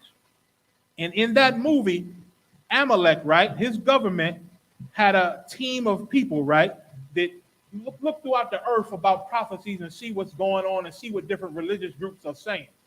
And then they had another group, and even though people would say outlandish things that the world didn't believe, they had a specific separate group that hear those crazy things that religious people would say, and they treat it like it's fact. And they go study it and prepare for it, just in case it's true. Now, if that's in a movie, and that's an old movie, if that's in a movie, you better believe that the American government has many groups that are set up to hear what black religious groups are saying. Number one, us, and how we saying Christ coming back with the angels to destroy America. And they got a specific group and a lot of money in that group to hear what we saying and take it seriously. And they know that Christ is coming from the sky and that the UFOs are coming to destroy the thief, which is white America, man. They know that they treat it like it's real and they prepare for it. So you know they building things to prepare what's coming out of space, man. Head Priest Yeshaya back in the day used to go into classes about the weapons that the military had in outer space. And they got video footage, of course, is all secret now. You can probably still find it if you look hard enough, but a lot of it is secret and redacted, and different books probably cost a ton of money now, but he used to show footage. And Commander General Yohana probably got some of this. I'm going to ask him about it. He could probably get it from Priest Yeshaya too. And he had footage where the cameras in outer space would catch these so-called UFOs. They would stop and be on camera, and they would go a whole separate way. They go up and down, and you see a laser come from the camera like this is America's, whatever camera, whatever space station they got with these cameras, they got weapons too, and they shot a laser at this thing.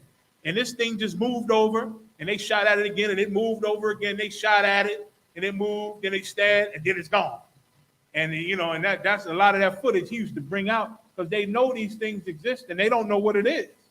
And they ain't never had no vehicle where they shoot at, they just move to the side, move this way, up and down, not in outer space like that. You understand? They surely don't have vehicles that fly down here like they do past their jets. A lot of they military men that fly them jets and bombers say during their practices and all that, during their flight practices and training, that they'd have some object zoom past them and they don't know what the hell it is. And it goes so fast that it just keep going, and then it's gone because it goes so fast, or it zoomed past them, and they look like, what the hell's made it? Man, I got a bogey on my rest. It just made a right turn, and they never seen nothing fly so fast and then make a sharp turn at the speed that it's doing. They never seen it, man. And you're right, Amer, about Ronald Reagan. Ben started that, man. The Star Wars Space Initiative, I think it was called. They might have other names for it, and even Donald Trump. He tried to revitalize it. I don't know what they're doing with it now. I forget what Donald Trump called it. Space Force. Donald Trump called it Space Force. Ronald Reagan called it Star Wars Space Initiative. You understand? So they know about these things that's coming, man. And they building weapons. Why? Because they challenging the Most High. They want to know if these are your children, that you spook God in the cloud somewhere, hiding in the heaven somewhere. We're going to put the guns to these people and let's see if you come save them. They're going to have a bad day. When our God gives our king the green light and he leads those angels out of the heavens and they come down on these clouds, when America going to already be at war, they're going to come down and put the damn cap on the war and show their power. It's going to be a beautiful day for us, but it ain't going to be a happy day. It's going to be a horrible day. Woe unto them that fear the day, that look forward, I'm paraphrasing, look forward to the day of the Lord. For it's a day of darkness and not light. A lot of our loved ones going to lose their life, man. A lot of people we wanted the Lord to have mercy on may not make it. But let's still continue to pray and ask the Lord to have mercy on them. You understand? I used to have all type of visions when I first came to the truth. I thought I was bugging out, man. I had to get counsel. One of the dreams I had, man, I was on my mom's block back in the world, and the chariots came right over the neighborhood, and I said, they back. I said, the Lord is back. I'm tripping in the dream. The Lord is back. And it was 2 Edomite couples on my mom's block. Who knows where they come from?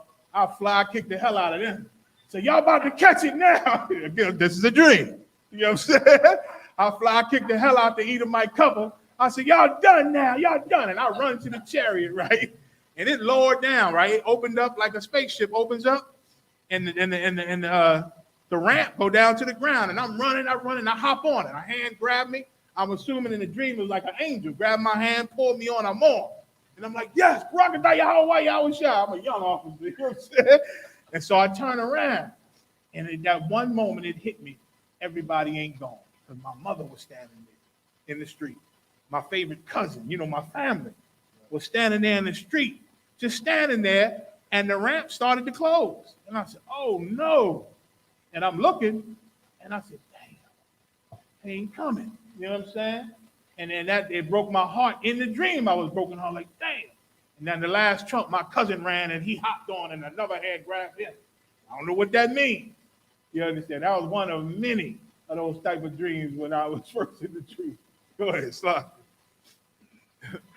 So like you said you drop kicked Esau and then jumped on the I chariot. think my right foot hit the woman and my left foot hit the husband. It was like a double drop kick on both of them. I had to get the Lord give me that little pleasure in my dream. So Barakatah Yahweh Yahushua. Now I don't do that for real. You know what I'm saying? That was my pleasure and my vision. You know what I'm saying? And so, but it showed you, everybody may not make it, man. The Lord say 2/3 gonna be cut off and die, man. It's gonna be a sad, sad day. You understand? But I pray the Lord have mercy, man. I hope everybody can make it and be renewed, man. Lord will. So that's all. And Esau, he challenging us, man, challenging us. So go to the next story on the email. You know what I mean? So with that, man, y'all see the mind of Esau, man, and how our oppressors think. Like he on purpose oppresses us. He on purpose murders us and do the horrible things he do. It's just the Christian church don't know this Bible. They don't know the mind of God, and they don't know the mind of our enemies, man. They don't even believe we got enemies, half of them. And they teach our people these things, to hold hands across America with our enemies, to try to get our enemies to love us, to beg and march and crawl before these devils. When God said in the Bible, they look at us and think our weakness makes us nothing, man. Our weakness gives them the right to destroy us because they don't respect weakness, man. They believe their strength is the law of justice, and that's that. And the church teaches us to be everything that they despise, everything that they don't respect. Next story, postal stamp. Postal stamp honors first all-black hockey teams that competed in the early 1900s. Oh, man, I want to talk about that drop. Read that again. Postal stamps honors first all-black hockey teams that competed in the early 1900s. I like this story because this shows, man, even a long time ago, black people, blacks and Hispanics, we had our own hockey team, man. We were the first all-black hockey teams, man, in the early 1900s. But again, like the white man know, we are different from them. We don't like our teeth getting knocked out. You know what I'm saying? We wasn't skating around playing hockey, knocking each other's teeth out with the hockey sticks like these animals do to each other. You understand? We a different type of people, man. We played hockey for competition, but it was fun and it was family, man. We had a lot of first hockey teams. We basketball teams, man, the Negro leagues and all that. It's just that they get a couple of sellouts. And I'm gonna touch on that later too. On this show, they get a couple of sellouts that everybody look up to, and they give him money or give him gifts. Scriptures say a gift destroyeth the heart, right. And they destroy his heart. And he think, okay, these people are nice to me. Maybe I will join them. Jackie Robinson, you understand? You think Jackie Robinson fought to represent black people? No, Jackie Robinson was a sellout. He chose white people over black people, and probably got nice money for it, man.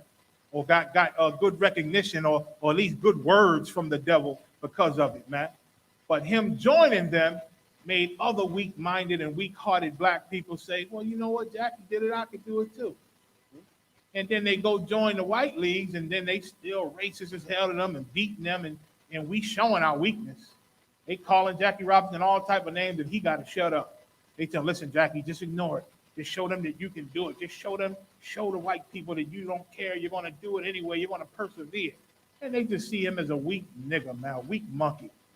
That's good at baseball. You understand?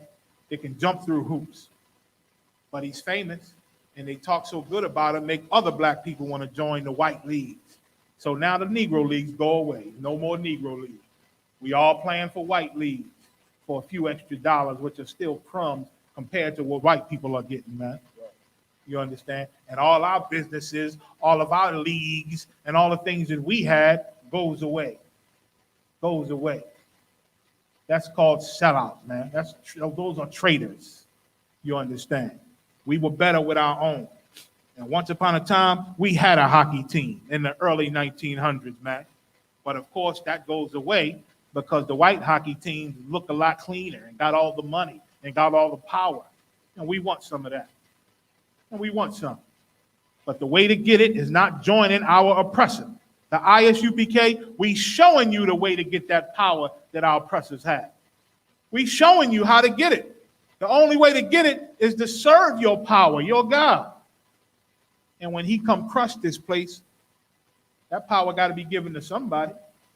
When our oppressor gets brought down to hell and down to the dirt and America's burning on fire, that power got to be given to somebody. It's going to be given to our King Yahushua and all the men that follow him. And that's what you want to be part of. If you're a black or Hispanic brother, you want to be under his army. If you're a black and Hispanic sister, you want to be supporting his army. You want to be supporting those men. You understand? So go ahead, read on about the brothers who played hockey, the Black Hockey League. A new postal stamp has been released in Canada that honors the Colored Hockey Championship and all the black hockey teams and the Maritimes that competed for it between 1895 and the early 1930s. Look at that. Late 1800s, early 1900s, we had black leagues, man. And we probably was the best. Probably was good. It's just that even though we be the best, they got a cleaner stadium. The chairs are brighter and look good. You understand? They probably put all type of amenities during their games that make us jealous. They make us jealous, and we want some of that. We can't afford all of that, but we want it. And then some devil come take the best of us and say, listen, I see you the best on your team. Why don't you come try out for us, man? Look at our facility. Can we take you on a tour? And they take the brother on a tour and show him all type of nice things and how he could be living. And he said, whoa, I think I like this. I'll give it a shot. And that's where it begins. That's where it begins, man. Give me Romans 3:1. Give me Romans 3:1. Go ahead. Read. It said the golden era of the black hockey. The golden era of the black hockey was between the 1900 and 1905, when games often outdrew those of white-only leagues. Dang. Because it was so, we the salt of the earth, man. We the best at every goddamn thing. We so damn athletic. You see it in the Olympics today. You see it on sports today. We the best. So to watch us play was probably amazing. Amazing. What that old nigga say? Amazing. I bet to watch us was extraordinary. White people love a good show, man. They love to come watch they slaves. Hell, we the ones used to fight the lions at their enjoyment. You understand? To entertain them. Fighting lions and bears and tigers, man, for their enjoyment. So, of course, black Negro leagues, they probably came and saw that, man. We get a bigger crowd than the white leagues, man. But we just ain't got the money that they got. We were smart. We could have got the money. We'd have stuck to our gun and told white people, you got to pay more. That's what could have happened. We could have charged them top dollar, you understand, to see a real game. We could have put posters out like, yeah, that white game last night was all right, but you want to see real players and real athletes? Come on to our game next week. They could have did that, but of course, they probably would have got lynched. You know what I'm saying? Probably would have got, their stadium or wherever they played at, probably would have got demolished. You understand? Because white people are jealous bastards. Our oppressors are jealous. You understand? That's it you want to bring out? No sweat. Romans 3:1. Karawakan. This is the book of Romans, chapter 3 and verse 1. I'm about to show you, man, why we've always been better. We've always been better than them, and we're going to remain better than them, and they know we're better. It's just that they also know, even though we're better, they have all the power. Go ahead. What advantage then hath the Jew? Read that again. What advantage then hath the Jew? So what is the benefit of being an Israelite? What's the benefit? What's the benefit of being one of them old 12 tribes? The benefit is, look at your Negro leagues. We was the greatest, man. Look at your black hockey league. We was the greatest. Look at your female runners, man. We the greatest. Your black runners, the greatest. Tennis players, the greatest, man. We great at everything. We the best at everything. A lot of black people so good that their managers tell them that, well, kind of slow down a little bit. Let the white people at least win sometimes. Let somebody else win sometimes, or they're going to get rid of you. You know what I'm saying? Because we so damn good. You understand? Or we got to represent America. You know what I'm saying? We got to call ourselves American and can't represent certain groups. That's why I pissed them off when them brothers raised that black fist back in the day, man, with the black gloves. They wasn't expecting them. They supposed to have been pure Americans. This is supposed to represent America. They the greatest, but they the greatest of America. That's what white people want. You understand? Excuse me. You understand? But they lifted that black fist up and showed something else. That's why they was pissed off with Colin Kaepernick. You understand? He's supposed to be American football teams. He getting on his knee to the American flag. And it pissed our oppressors off. You think you better than us? We just read it in the Wisdom of Solomon. They are not for our turn. They think they better than us. They think they the righteous. And compared to us, they are clean. They think they clean compared to us. That's what it shows white people. When we take a knee to that flag or turn our back to that flag, it's like, oh my God, they're still mad at slavery. They're still mad at slavery. Get over it already. They don't want to admit they're wrong, and they don't want nobody else saying that they were wrong. Once again, like we always say, like the generals always say, white people can't lose. They don't want to lose. They cannot lose. Read Romans 3:1 again. I will come. This is the book of Romans, chapter 3 and verse 1. What advantage then hath the Jew? Go ahead. Or what profit is there of circumcision? So what advantage or profit is there of being an Israelite? Being the people under that law of circumcision, being them Jews, being them 12 tribes. Go ahead. Verse 2. Much every way. Every damn benefit, man. The benefit is everything. Everywhere you turn, everywhere we look, we the flavor, man. We bring color to this earth, man. We bring color to this country. Every empire that had us under their foot became great. From Egypt all the way to now in America, man. All the way now to America. Much every way. In every way you could think of, there's a benefit to being black and Hispanic, man. And when our king come back, the world gonna see it. Much every way. Read. Chiefly. Chiefly meaning the main reason. He's about to tell you the main reason it is. The main reason that is great being an Israelite is what? Because that unto them were committed the oracles of God. That's the number one reason. That's the number one reason that it's better to be an Israelite. There's a whole lot of reasons. A whole lot of reasons. But the main reason is that God and his laws and his love and his commandments belong to us. His oracles belong to us. The shield of David belong to us, man. All of his holy things belong to us. Being a holy people belongs to us, meaning separate from other people and other things, not living like they live. All that belongs to us, man. That's the main reason that it's better to be an Israelite. Go to Genesis 25 and 22. That's the main reason. We are not like our oppressor, black and Hispanic, man. Let's stop trying to live like them. Let's stop trying to live like them. You understand? My sister called me the other day for some counsel. You know, not my sister, my niece, my sister's daughter. She just called and said, Uncle, I'm trying to start a business. You know, they're going to put some money up. I'm in this program. They're going to put some money up. Just wanted to get your ideas on it. You know, I'm studying in school to be this and that, you know, but I want to do this in my business and help black men, you know, psychologically and do this. I said, that's a good, excellent goal, you know, but if you're asking, what do I think about it? I don't start nothing, especially a business or anything, with people I don't trust. And the only people I trust is in the ISUPK. I said, and I don't start anything unless God is behind me, unless the Most High got my back. And the only way I know he got my back is by following his laws, statutes, and commandments. So I said, Niecey Pooh, I called her. I said, you should start coming to class, man.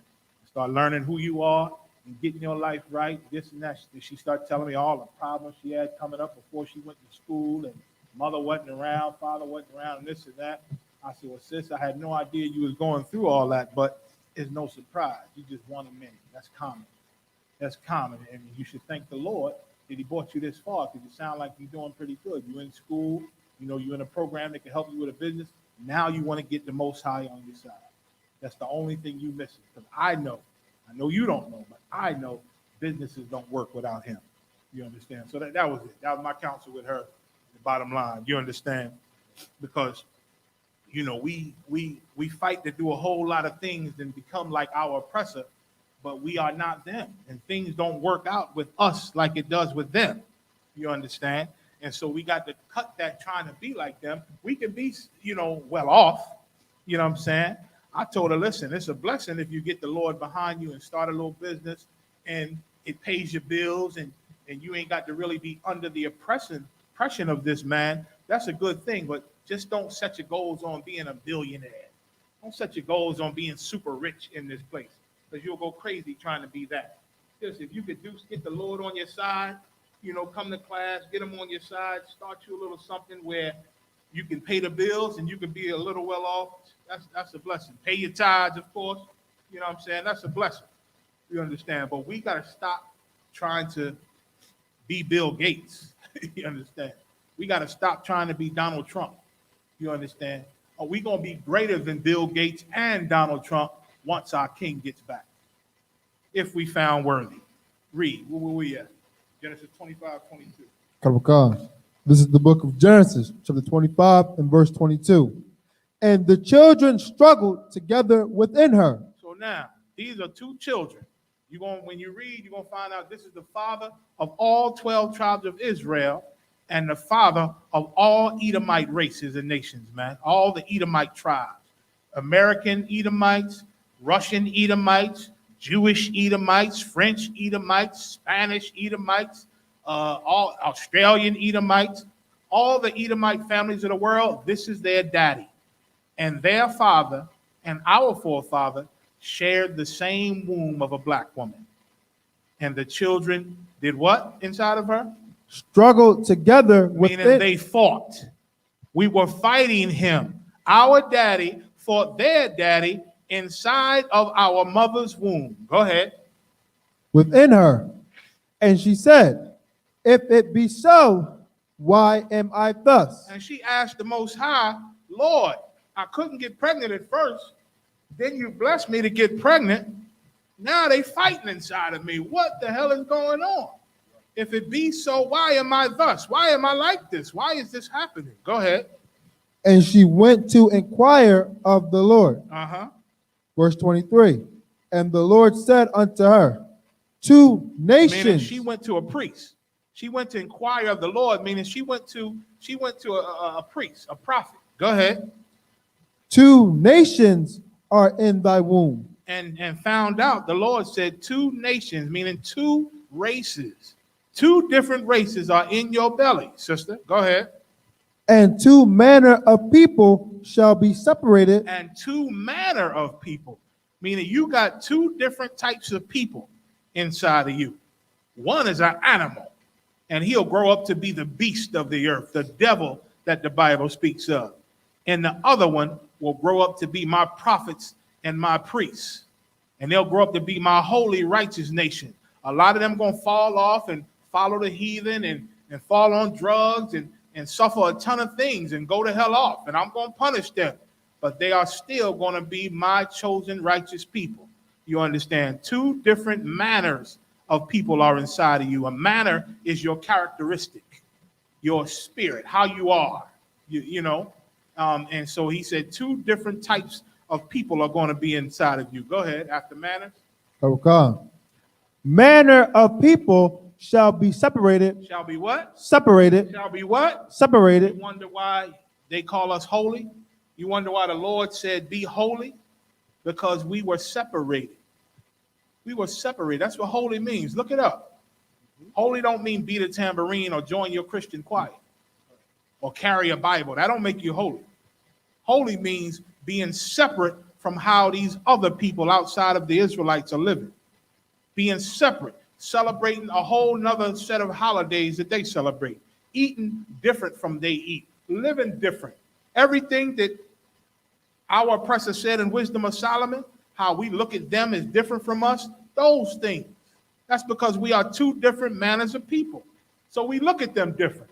They enjoy working all day and drinking coffee all day and working in cubicles and computers all day. We don't. It said Jacob was a plain man. Esau was a man of the field, liked to hunt and get out on his belly and spray a tiger piss in his mouth to catch the animals, man. He likes to do all that. We don't like all that. Now, Hyman be talking about hunting sometimes. I'll be like, I don't know, General. He put me on a boat and I fish all day. But going out there with guns, with other people with guns shooting around, I don't know. You know what I'm saying? I don't think it's my forte. I would like to shoot me a big buck, but I'd probably to be by myself or one other brother. You know, it just feels dangerous to me. You know what I'm saying? When there's too many guns out there, you know what I'm saying? And mistakes made. You understand? But other than that, you know, we are not like our oppressor, and everybody knows it. They know it, and we know it. Go ahead. From thy bowels. From thy bowels. Go ahead. And the one people Go ahead. shall be stronger than the other people. And one people shall be stronger than the other people. Meaning, two of them wasn't going to grow up and be equally strong. One would always be stronger than the other. You understand? And we are a great people. We are more athletic and we more intelligent. We have more common sense than our oppressor, man. It's just that because our God turned his back on us as a punishment, that caveman was able to crawl out the caves and gain power over us. That's all he has over us. He is not smarter than us, black people. I done worked amongst the smartest of Edomites. I did security over at University of Penn. And those devils over there, they was big head devils, man. Smart and going up back and forth to their offices and doing tests with animals and putting light bulbs in rats' brains. The shit come on. Shit use their body energy and electric and make the little bulb come on. It was amazing to see. They was doing all type of tests and lab works up in there. And I was security for their building. You understand? But I know they were some of the dumbest people, man. There were different things that would happen. And I see what's wrong with this guy. You know, I couldn't say it to them. I'm their monkey in their monkey suit. You understand? But on my report, I would be flabbergasted. Like, why would they do such dumb things? You know what I'm saying? These people, man. And I know all of you heard about the stories where people get so rich. These Edomites so rich in their mansions, they get older and just do what the hell they want, piss all over their own house. Why? Because Venezuela gonna clean the piss up. You know, she their maid. They got a bunch of maids. They got a show about it. I forget what it's called. My wife was watching it, where rich Edomites got all these Hispanic maids and going through drama, and they raising their kids and they trying to act like they part of the family until things get really tight, and then they try to support their own people. Then they get mad. Then the Edomites get mad when they try to support their own people. But there's shows about it and everything, man. These white people, they're not over us because they're smarter than us, because they make wiser decisions to us. Don't believe they talk better than you either, just because they pronounce their English with perfect vernacular, and we don't. That's okay. English is like the newest religion on the earth, man. The newest religion on the earth, and one of the most difficult. And the most difficult, man. Our ancient language is Hebrew. And when you check out the Hebrew and you interpret it word for word, you see it's just like how black people talk in the hood, man. How we skip certain words and get to the point. You understand? It's damn near Ebonics. That's what Hebrew is. Ebonics, damn near. You understand? So don't let them think that they're better than you in no way. One people is going to be stronger than the other, and that people was us. Go ahead. And the elder shall serve the younger. And the elder, which came out to be that red baby, that's why he called Edom, or Edomite, because he's is a red. He came out red all over, red and hairy. He's the oldest. He came out first. But the scripture just said the elder what? Shall serve the younger. And the time would come. It ain't happened yet. That's an old prophecy that's about to happen. It ain't happened yet. But that elder that's in charge right now, he's our oppressor right now. That elder is the oppressor.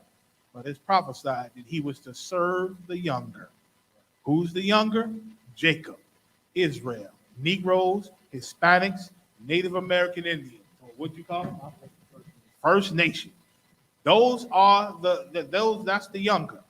That's the younger, and our oppressor will serve us. It's all over the Bible. The day is coming where he will serve us. All right, so let's go. What time is it? Time check.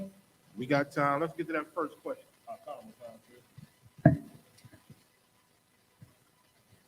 Didn't Jesus say, what goes in your mouth doesn't defile you, so we can eat what we want? So now these questions we got today are Christian based. You know what I'm saying? About that lie, the Christians take certain scriptures and make us think pork is a wonderful thing to eat, according to God. You understand? So it says, didn't Jesus say what goes in your mouth doesn't defile you? So can't we eat what we want? Let's go. They get that from Matthew's 15th chapter. They get that lie, but we're going to clear it up. Let's start at Matthew's 15, 1 and 2 first.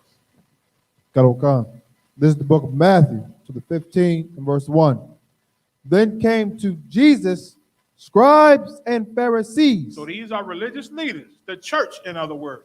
The scribes and Pharisees, Sadducees, scribes, back then, they will be compared to your religious Christian leaders today, your religious Christian and Muslim leaders today. They don't have the truth, but they are the ones, quote unquote, in charge of God. You understand? Read. Which were of Jerusalem, saying, verse 2, why do thy disciples transgress the tradition of the elders? Now listen to the question. They asked our king, why do your disciples transgress the traditions of the elders? The traditions, the laws, what the elders laid down, and what they do. Go ahead. For they wash not their hands when they eat bread. So, because when they eat, they don't wash their hands. You know, the scribes and the elders and everybody, they taught all of us, wash your hands before you eat. Because once again, Israelites, we was a clean nation. The Lord had a law to be clean. Whenever we was unclean, the Lord said we unclean till sundown. At sundown, wash ourselves, wash the clothes that's unclean, wash the things that we touched is unclean. It's all a cleansing, just to be sanitary. Hygiene, in other words. We were clean people, you understand? That was in the law. But the elders, they would come with their own traditions and laws. You gotta wash your hands when you eat. And the scribes was curious of why these disciples, eating without washing their hands. They out working, Christ working. They get a break, get some food. They just start eating, man. Hell, that's a man. You know what I'm saying? That's what men do. You're hungry, you eat. You understand? And they said, why are your disciples breaking the traditions of the elders by not washing their hands when they eat? Go ahead. Verse 3. But he answered and said unto them, why do ye also transgress the commandment of God? Now, they asked Christ, why do you transgress the traditions of the elders? Christ said, oh yeah? Well, why do you transmit the commandments of God? You charging me with breaking the elders' rules? Why do you break God's laws? Cut, blood everywhere. Why don't I follow the elders? Why don't you follow God? Cut, swing, sword, double edge. Christ cut the hell out of them. Go ahead. Blood everywhere. Go ahead. By your tradition. By your tradition. Go ahead. Verse 4. For God commanded, saying, honor thy father and mother. It's in God's law to honor your father and mother, right? Go ahead. And he that curseth father or mother, let him die the death. And once again, a curse is a punishment. So it said, he that punished their mother and father, let him die to death, man, because it's against God's law. He said, honor your mother and father. Go ahead. Verse 5. But you say, God said, honor your father and mother. And if you punish your father and mother, then you guilty of a charge could be punishable by death. But this is what you and your elders say. Go ahead. Whosoever shall say to his father or his mother, it is a gift. But you make a law, you make a rule or a tradition that when your mother and father is of an older age and they doing silly things, you punish them. You punish them and say it's a gift. That's what this means. You say it is a gift. Go ahead. By whatsoever thou mightest be profited by me. Right. Like you think you profit in them by punishing them. You think it's a gift when you punish. You think it's read it by profit. You think it's a profit for them. You think your parents, when they older, you think they are benefiting from you punishing or cursing them. You think that's teaching them a lesson and making them better. Read. Verse 6. And honor not his father or his mother. And you don't honor your mother or father because you think you doing a good thing to them by cursing them. Remember, he said that God said don't curse them, to honor them. But they are dishonoring them, meaning they are cursing them. They are punishing them. And they say that their parents are profiting from this punishment. Their parents, it's a gift for them because they're going to benefit. They're going to learn a lesson today. They used to tell me when I was young, don't do that and don't do this and don't do that. And I had to learn the hard way. They used to beat my ass, right? Well, now I'm going to beat their ass and let them learn, man. They still got to do the right thing. No, you ain't supposed to do that to your parents. That's what Christ is cutting them with. And that's a tradition that they had, to punish your parents so that they could learn a lesson. Go ahead. He shall be free. He shall be free, that there is no punishment when you dishonor your mother and father. That was the traditions of their elders, and Christ was checking them about it, since they want to charge him like he breaking some law. He had to show them how you breaking the Most High's law. Don't come to me with this petty garbage you talking about. Go ahead. Thus have ye made the commandment of God of none effect. Right, you disrespecting the commandment of God. Go ahead. By your tradition. With your goddamn traditions that mean nothing. Go ahead. Verse 7. Ye hypocrites. You are goddamn hypocrites. Again, that sword slicing all over the damn place. Go ahead. Well did Isaiah prophesy of you. That's talking about Isaiah. He said Isaiah prophesied about you goddamn black Christian leaders. This is talking about then and for Christian leaders today. All of this applies to them. Go ahead. Saying, verse 8, this people draweth nigh unto me with their mouth. And that's what Isaiah prophesied. That Israelites, we draw close to God with our mouth, like we do in church every Sunday. Jesus this, Jesus that. Give Jesus the will. Won't he do it? Ain't he good? Go ahead. And honoreth me with their lips. And their lips always tapping about you. You need Jesus, baby. Baby, you need you need the blood of Jesus on you. Always talking about Jesus and God and holiness and sanctified. Go ahead. But their heart is far from me. But they don't have a clue to who Jesus is. They ain't never met Jesus, the spirit of Jesus. They ain't even never met him. they ain't never known the spirit of the Most High or Jesus Christ, man. But always got them in their lips, man. That's what the Pharisees and Sadducees were like back then, during his time. And that's those same people are the Christian leaders of today. That's how they are. Farrakhan, T.D. Jakes, Creflo Dollar, all of them. You know how many times I hear Farrakhan quoting scriptures? He read the Bible more than he read that garbage, the Quran. And he say we Israelites. He said black people and Hispanics are the nation of Israel. He says it and still try to feed you to Islam. And I'm still looking for that video if anybody ever come across it, where he said Mary was an Edomite. So we supposed to open God's word to white people also. And then the people made some noise, and he said, well, y'all can leave. You know what I'm saying? He said, y'all can get out of here. We got to follow God. And and God's word is for everybody. That's what Farrakhan said, man. Read. Verse 9. But in vain they do worship me. But in vain they worship the Most High. That's what Isaiah prophesied, man. And it was true. They think they following God. They thought they was following God during the time of Christ. And Christ had to cut their ass, man. And our religious leaders think they following God today. And now the ISUPK got to cut their ass in the spirit of Christ. Read. Teaching for doctrines. Teaching for doctrine, like it's God's law. Go ahead. The commandments of men. And that's what they do. You can't help nobody till you help yourself. That's a Christian law. But where the hell they get it from? Some Negro. Some Negro.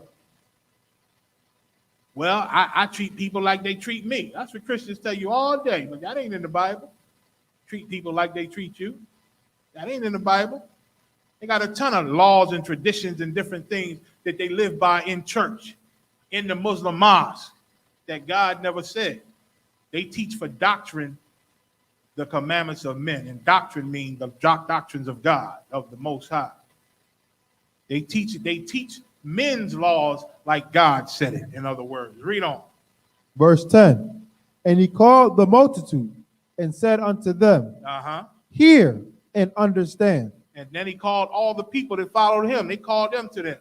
And just to show as an example, go ahead, that these bastards are off and that they trying to check him over something that's not wrong when they're the ones doing wrong. He wanted everybody to see it. In other words, he was slicing and dicing these religious leaders, man, and embarrassing them. Embarrassing them before the people, man. Same thing we do to you goddamn Christians and Christian Israelites and you Muslims, man, and you Egyptologists and African, Pan-African, whoever's. We embarrass you like Christ embarrassed religious people back during his time. Read. Verse 11. Not that which goeth into the mouth defileth a man. So he called the people over because the people heard what they asked Christ. Why don't your disciples wash hands? And why don't they follow the traditions of the elders? And Christ cut their ass in front of everybody. Then he told everybody to pay attention. And he said, what? Not that which goeth into the mouth defileth a man. He said, not that which goeth into the mouth defileth a man. Go ahead. But that which cometh out of the mouth. But that which cometh out of the mouth. Go ahead. This defileth a man. This is what defile men. Read. Verse 12. Then came his disciples and said unto him, knowest thou that the Pharisees were offended? Now, just remember what Christ said for a second. He said, it's not what go into your mouth that defile a man. It's what comes out of your mouth. That's what defile men. Now, again, Christians lie and say, see, he said the things that go in your mouth don't defile you. But he's going to clear up what he's talking about. Is he talking about pork and diet? Maybe. Is he talking about lobster? I've been missing out on all that lobster tail. Dipped in that good creamy butter sauce. I've been missing out. Let's see. Did Christ say I can eat anything? I don't know. He said that which goeth into the mouth does not defile a man, but that which come out of the mouth. Read.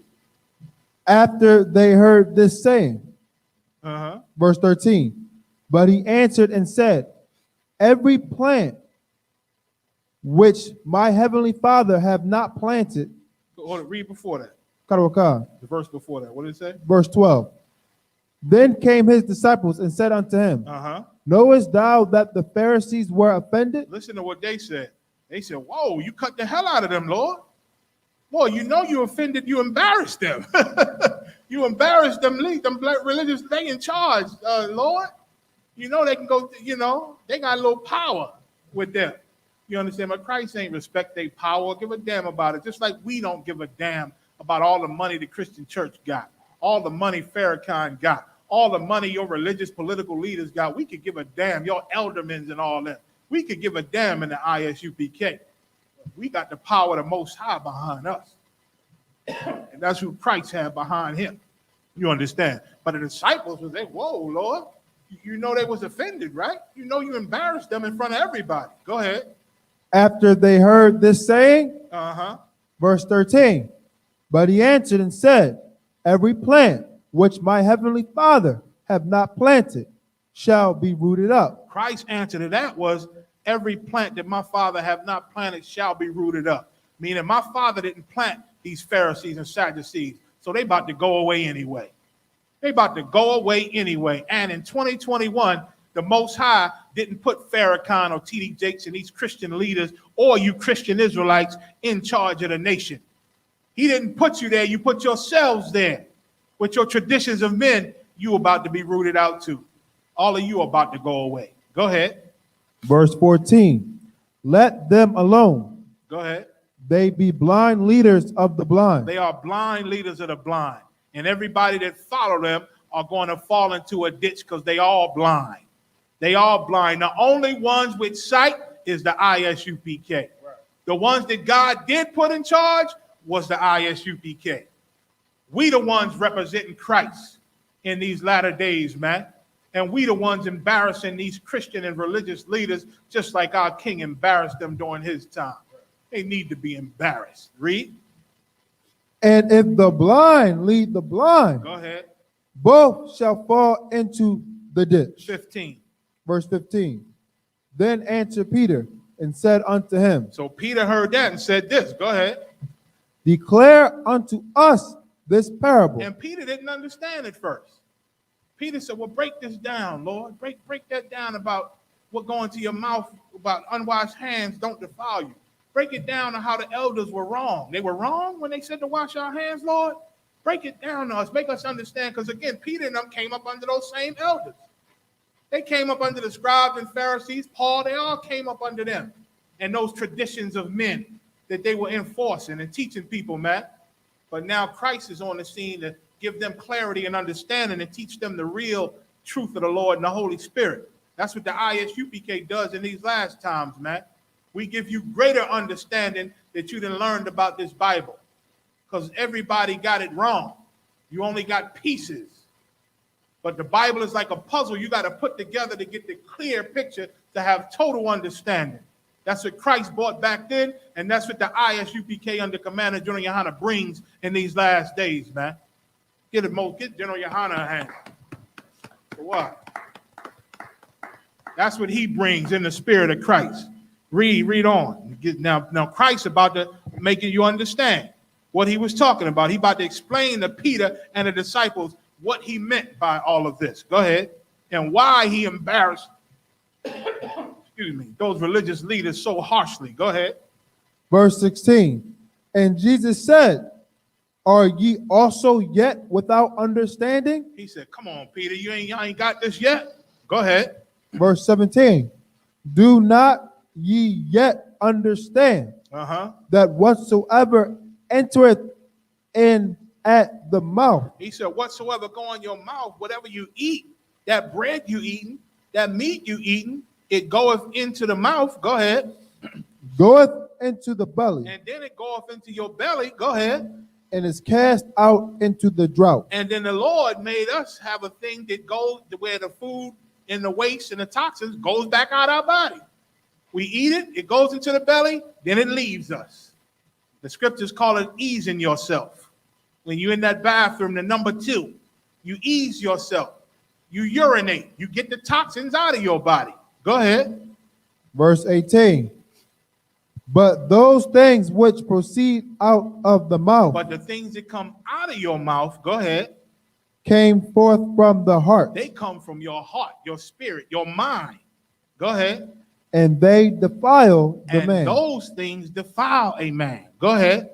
Verse 19. For out of the heart proceed evil thoughts. Because the things that come out of your mouth is coming from your thoughts. And if it's evil, it's coming from an evil thought. Then it comes out of your mouth. Go ahead.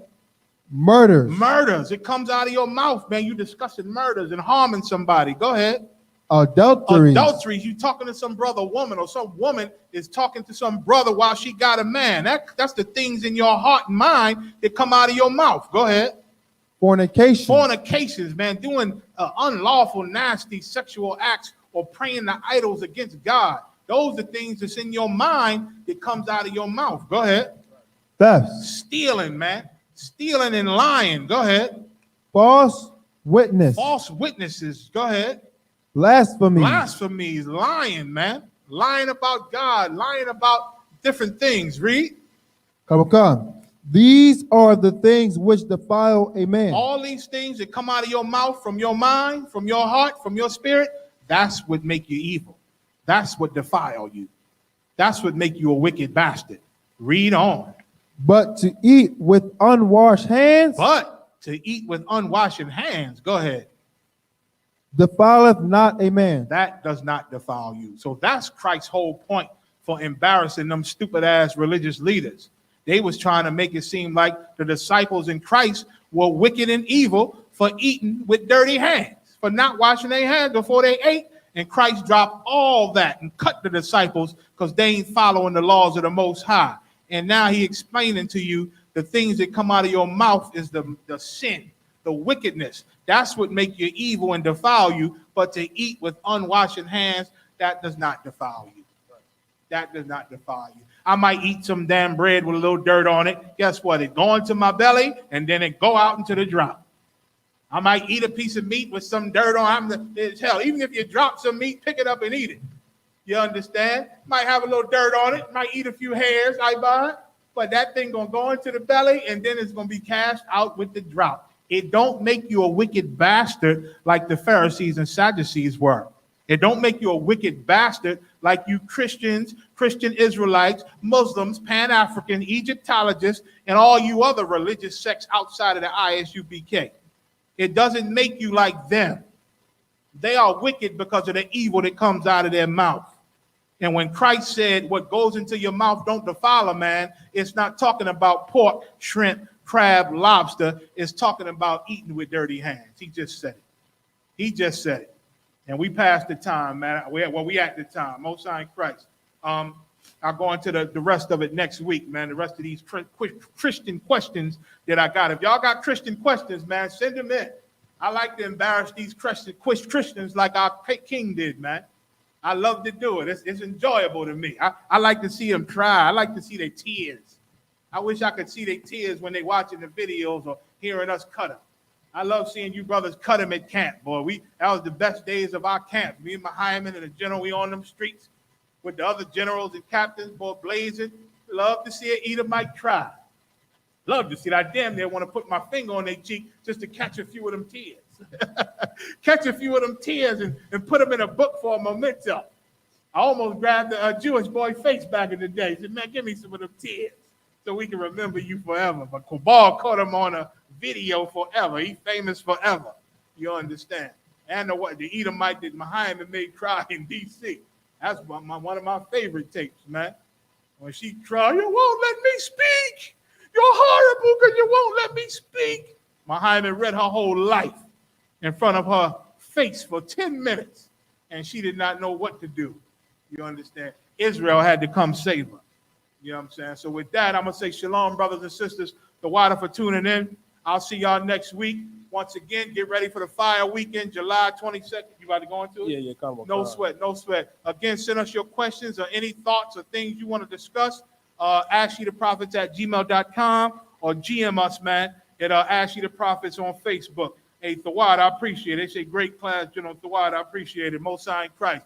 Commander General Yohana taught a brother well. That's all. And y'all learning too, and y'all gonna do the same thing. Make sure y'all tune out, for the mid-fire weekend, July 22nd to July 24th. General Muhammad's class is on July 22nd, July 23rd. Also look out for Officer Salakia, Precinct Officer 1000 Double and Precinct Officer 1000 Karyash. My Gadite brothers are having a powerful lecture called How Colonization Divided Blacks, Hispanics, and Native American Indians, July 23rd from 6 to 8 p.m. Also, July 4th, Officer 5000 Yatazar Bonloya is having a lecture unveiling the whitewash of the Haitian Revolution. Give me one more scripture, Slakia, while you're reading that. Give me 1 Corinthians 15 and 50. Go ahead. Yeah, like I'm gonna answer your question as soon as your day is done. Sir. Like I was saying, Officer 5000, Officer Yatazar is going to have a powerful lecture July 4th. This up and coming Sunday, and it's called Unveiling the Whitewash of the Haitian Revolution. Also, look out for the New York Cookout, which is going to be at Randall Island, New York, Saturday, August 21st. No sweat. So I think he said, 50 to 54 was his question? Con. Read 50 to 54. Con. Go ahead. Let's get 1 Corinthians 15 and 50 to 54. This is for Officer Galawan. Jamaica or Trinidad? Trinidad. Okay, no sweat. Go ahead. Okay. This is the book of 1 Corinthians, chapter 15 and verse 50. Now this I say, brethren, that flesh and blood. First of all, talking to Israelites, he said, brethren, Paul was an Israelite. He was sent to the Israelites outside of the tribe of Judah and Benjamin. He was sent to the ones that were living under the Greeks, under Corinth, under Ephesia. He was sent to the ones that were cast outside of Israel, bringing them back to the fold. So they are still brothers, though. Go ahead. That flesh and blood cannot inherit the kingdom of God. Neither doth corruption inherit incorruption. No sweat. Meaning flesh and blood, meaning to serve the Most High is spiritual. You understand? You got to change your whole spirit, your whole makeup, in your inside parts got to be. That's why the scripture saying Jeremiah, I will teach them, but I'm paraphrasing, but I will teach them in their inward parts, your spirit now. That's why the Lord, he got rid of circumcision physically. Now we got to circumcise our spirits to serve him and serve Christ.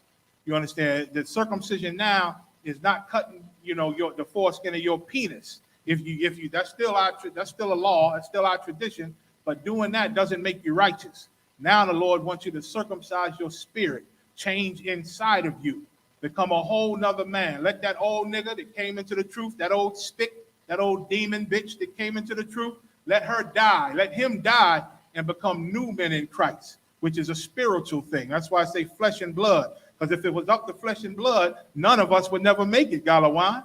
I done did horrible things in the world that I should not be sitting in this seat. And I don't deserve the kingdom of heaven. I don't deserve Yahweh's love or his mercy. I don't deserve the mercy of the Most High for the things I've done in the world. So if it was up to flesh and blood, we all are gone. You understand? Ain't none of us going to make it if it was up to flesh and blood. Flesh and blood can't inherit the kingdom of the Most High. Neither does corruption inherit incorruption. Our corrupted flesh, the things we done in this world, man, it can't obtain an incorrupt kingdom that's coming. The righteousness of the Most High, that's why we got to be born again. That old corrupt bastard got to die. You understand? And now we got to be changed in incorruption to get this kingdom. Read 51. Verse 51. Behold, I shew you a mystery. We shall not all sleep, but we shall all be changed. There's going to come a time when the Lord return. There's going to be a lot of dead, a lot of people that died for this nation. You know, so we didn't have brothers and sisters that went home and slept with their fathers in the ISUPK, man. A brother, when I first came into the truth, young brother, man, he went and died, slept with the Most High. Two of them, man. I miss both of them brothers. They was in the truth when the Lord took them. And it's going to be brothers and sisters in the truth when the Lord take them, man. But when he returns, some of us are still going to be here and alive. We shall not all sleep, meaning we ain't all going to be dead. We're going to be alive and doing this work when our King comes. But what? But we shall all be changed. But when he come back, we all going to be changed, man. This corrupt flesh is going to be made incorrupt, man. We're going to be changed to get on them chariots. To get on them chariots, all your sicknesses, all your ailments, all that's going away. We're going to be brand new, physically and spiritually. We're going to be brand new when the Lord take us up on them chariots. Go ahead. Verse 52. In a moment, in the twinkling of an eye. And that moment that the Lord say, come up hither, and we go up on them chariots and enter into our chariot, enter into our chambers, we're going to be changed in a moment and a twinkling of an eye. Go ahead. At the last trump. At that last trump, man, when the Lord is destroying this place. Go ahead. For the trumpet shall sound. It's going to sound. You're going to hear a noise coming out that sky, a noise of war. A trump means the troops is coming. War is afoot. And when our King returns, you're going to hear that sound of warfare coming out of the sky. Go ahead. And the dead shall be raised incorruptible. And the dead going to be raised incorruptible. Those dead brothers and sisters that we lost in the truth, they're going to be raised up. Scriptures say they're going to be on the chariots before us. They're going to be caught up in the sky before us with Christ. Go ahead. And we shall be changed. And we shall be changed into incorruptible, man. Go ahead. Verse 53. I know we suffering punishments down here. You got back problems, ailments, all that. All that's going to be healed, man. All of it is going to be healed because it's all Satan. It's all Satan. And we're going to live out our punishments. That's that. Paul had a problem, man. Paul asked the Lord 3 times, Lord, can you take this thing away from me, this affliction? And the Lord told Paul, I'm not going to take it from you. He said, my mercy is sufficient enough for you. Paul received great mercy, man. But that thing that was troubling him, that he wanted gone, the Lord didn't take it away. The Lord kept it on. And a lot of us got different problems and suffer different things and ailments, man, in this flesh. But when we go on them chariots, that flesh going to be changed into incorruptible, man, strong soldiers. Go ahead. For this corruptible must put on incorruption. Damn right. Read. And this mortal must put on immortality. Damn right. Go ahead. Verse 54. So when this corruptible shall have put on incorruption. When we change, when we become strong, even in the flesh, and go on to them chariots with the angels, go ahead. And this mortal shall have put on immortality. Damn right. Go ahead. Then shall be brought to pass the saying that is written, death is swallowed up in victory. Death is swallowed up in victory, man. No more pneumonia and cold and spinal problems and all the arthritis and all that mess that we suffer from down here in this hell. We're going to be a better, stronger people. We're going to be like gods again, man. Scripture say, ye are gods, but ye shall die like men. Because of our sin, we suffer these things. Because of Adam's great sin, we suffer these things. And we died like normal, ordinary men with sicknesses and the nonsense and oppression. But once we out of here, brother Galawan, we gonna be like angels again. We gonna be like gods again, strong and powerful. A cat gonna run for miles and miles and get more stronger the further he runs. Normally you get tired, like, whoo, I done ran 10 miles. I think I'm done. No, we gonna get stronger as we run, Aytp. You understand? The further we run, the stronger we gonna get. It's gonna be an amazing time for us, man. Amazing time. Eating pork ain't even gonna be a thing no more. Shrimp, crab. It's gonna be hard to sin once our kingdoms come. Somebody is really gonna have to go out of their way to find some way to sin in our kingdom. And because of that, right before he do it, the brother's going to appear in his room, chop him up in 4,000 pieces, and his family, and whoever loves him, and that's going to be that for him. Then the mortician's going to come in and take the pieces and bury it. You understand? It's going to be really hard to sin. So if you find a way to almost sin in our kingdom, you deserve every piece of that sword that you're going to get. So that's what that means. So I hope you understand. With that, I'm going to say shalom. And that is a great time. It's going to be a great, great time. So shalom. I'll see y'all next week. That's it, Gedaliah.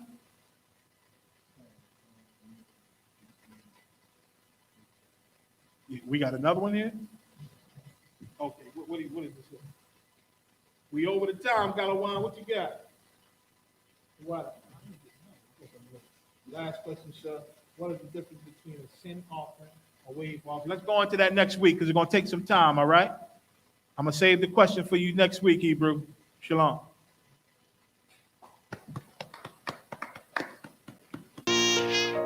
All jokes aside, you know how niggas be like, I'm this and that for life, this and that for life. I'm always for life, nigga, this a blood oath. Hey, yo, Madara. Here go a class for you, my nigga. 140 for the rebel. The world turned its back on me. I'm a cripple. We got soldiers, he got soldiers, but I got different ones. Ain't no way out, I tell you once. Don't pray for nothing, sin and curse. We can't forgive what's forbidden. Remain in them trenches. Trust in the Lord, but please forgive me for the times that I didn't. If rank is given, have your respect to your apprentice. Be about your business. This loyalty's a death sentence. Look, trying to pick up with a blind fail. They said there'll be many mansions. I'm just grinding for my time share. Them devils ain't playing fair. They hunt you like Van Pelt, but ain't no getting out the game like Jumanji. You take that oath, it's a Dundee. Try to deal death to a priest, you won't make it out in one piece. So you can stand, just make sure you got the heart. Say your name 3 times, then it's death do us part. No. So how you feel about this truth I done shown you? This ain't the life you think, little nigga, I should want. Even your own people go disown. And the Lord said they hate you for my name, so you better keep it on. Ain't no more guessing, ain't no more questions. Make sure my election till I'm tucked away like George Jetson. Murder for capital, now it's murder at the Capitol. The world in amazement, we like fuck 'em, raise it. I pity those watching life as it go by. Be giving mercy in this life, I don't know why. In pub smoke, never try to. The dead at home, my brother be the dead, it's all I don't. Either fold or salute, my nigga. They like, how you stay focused? I told them I'm motivated cause of you, my nigga. Brotherhoods and weapons, still got weapons on the scene. And I never do my niggas like Bishop did Raheem. Never mind in all beliefs, they under anesthesia. Shorty say she need me, said she wanna let that love go. Told I let that love grow. But if I bring you to my bed, that's a blood oath. Know what it is, man. So, how you feel about this truth I done shown you? This ain't the life you think, little nigga, I should want. Even your own people gon' disown. And the Lord said they hate you for my name.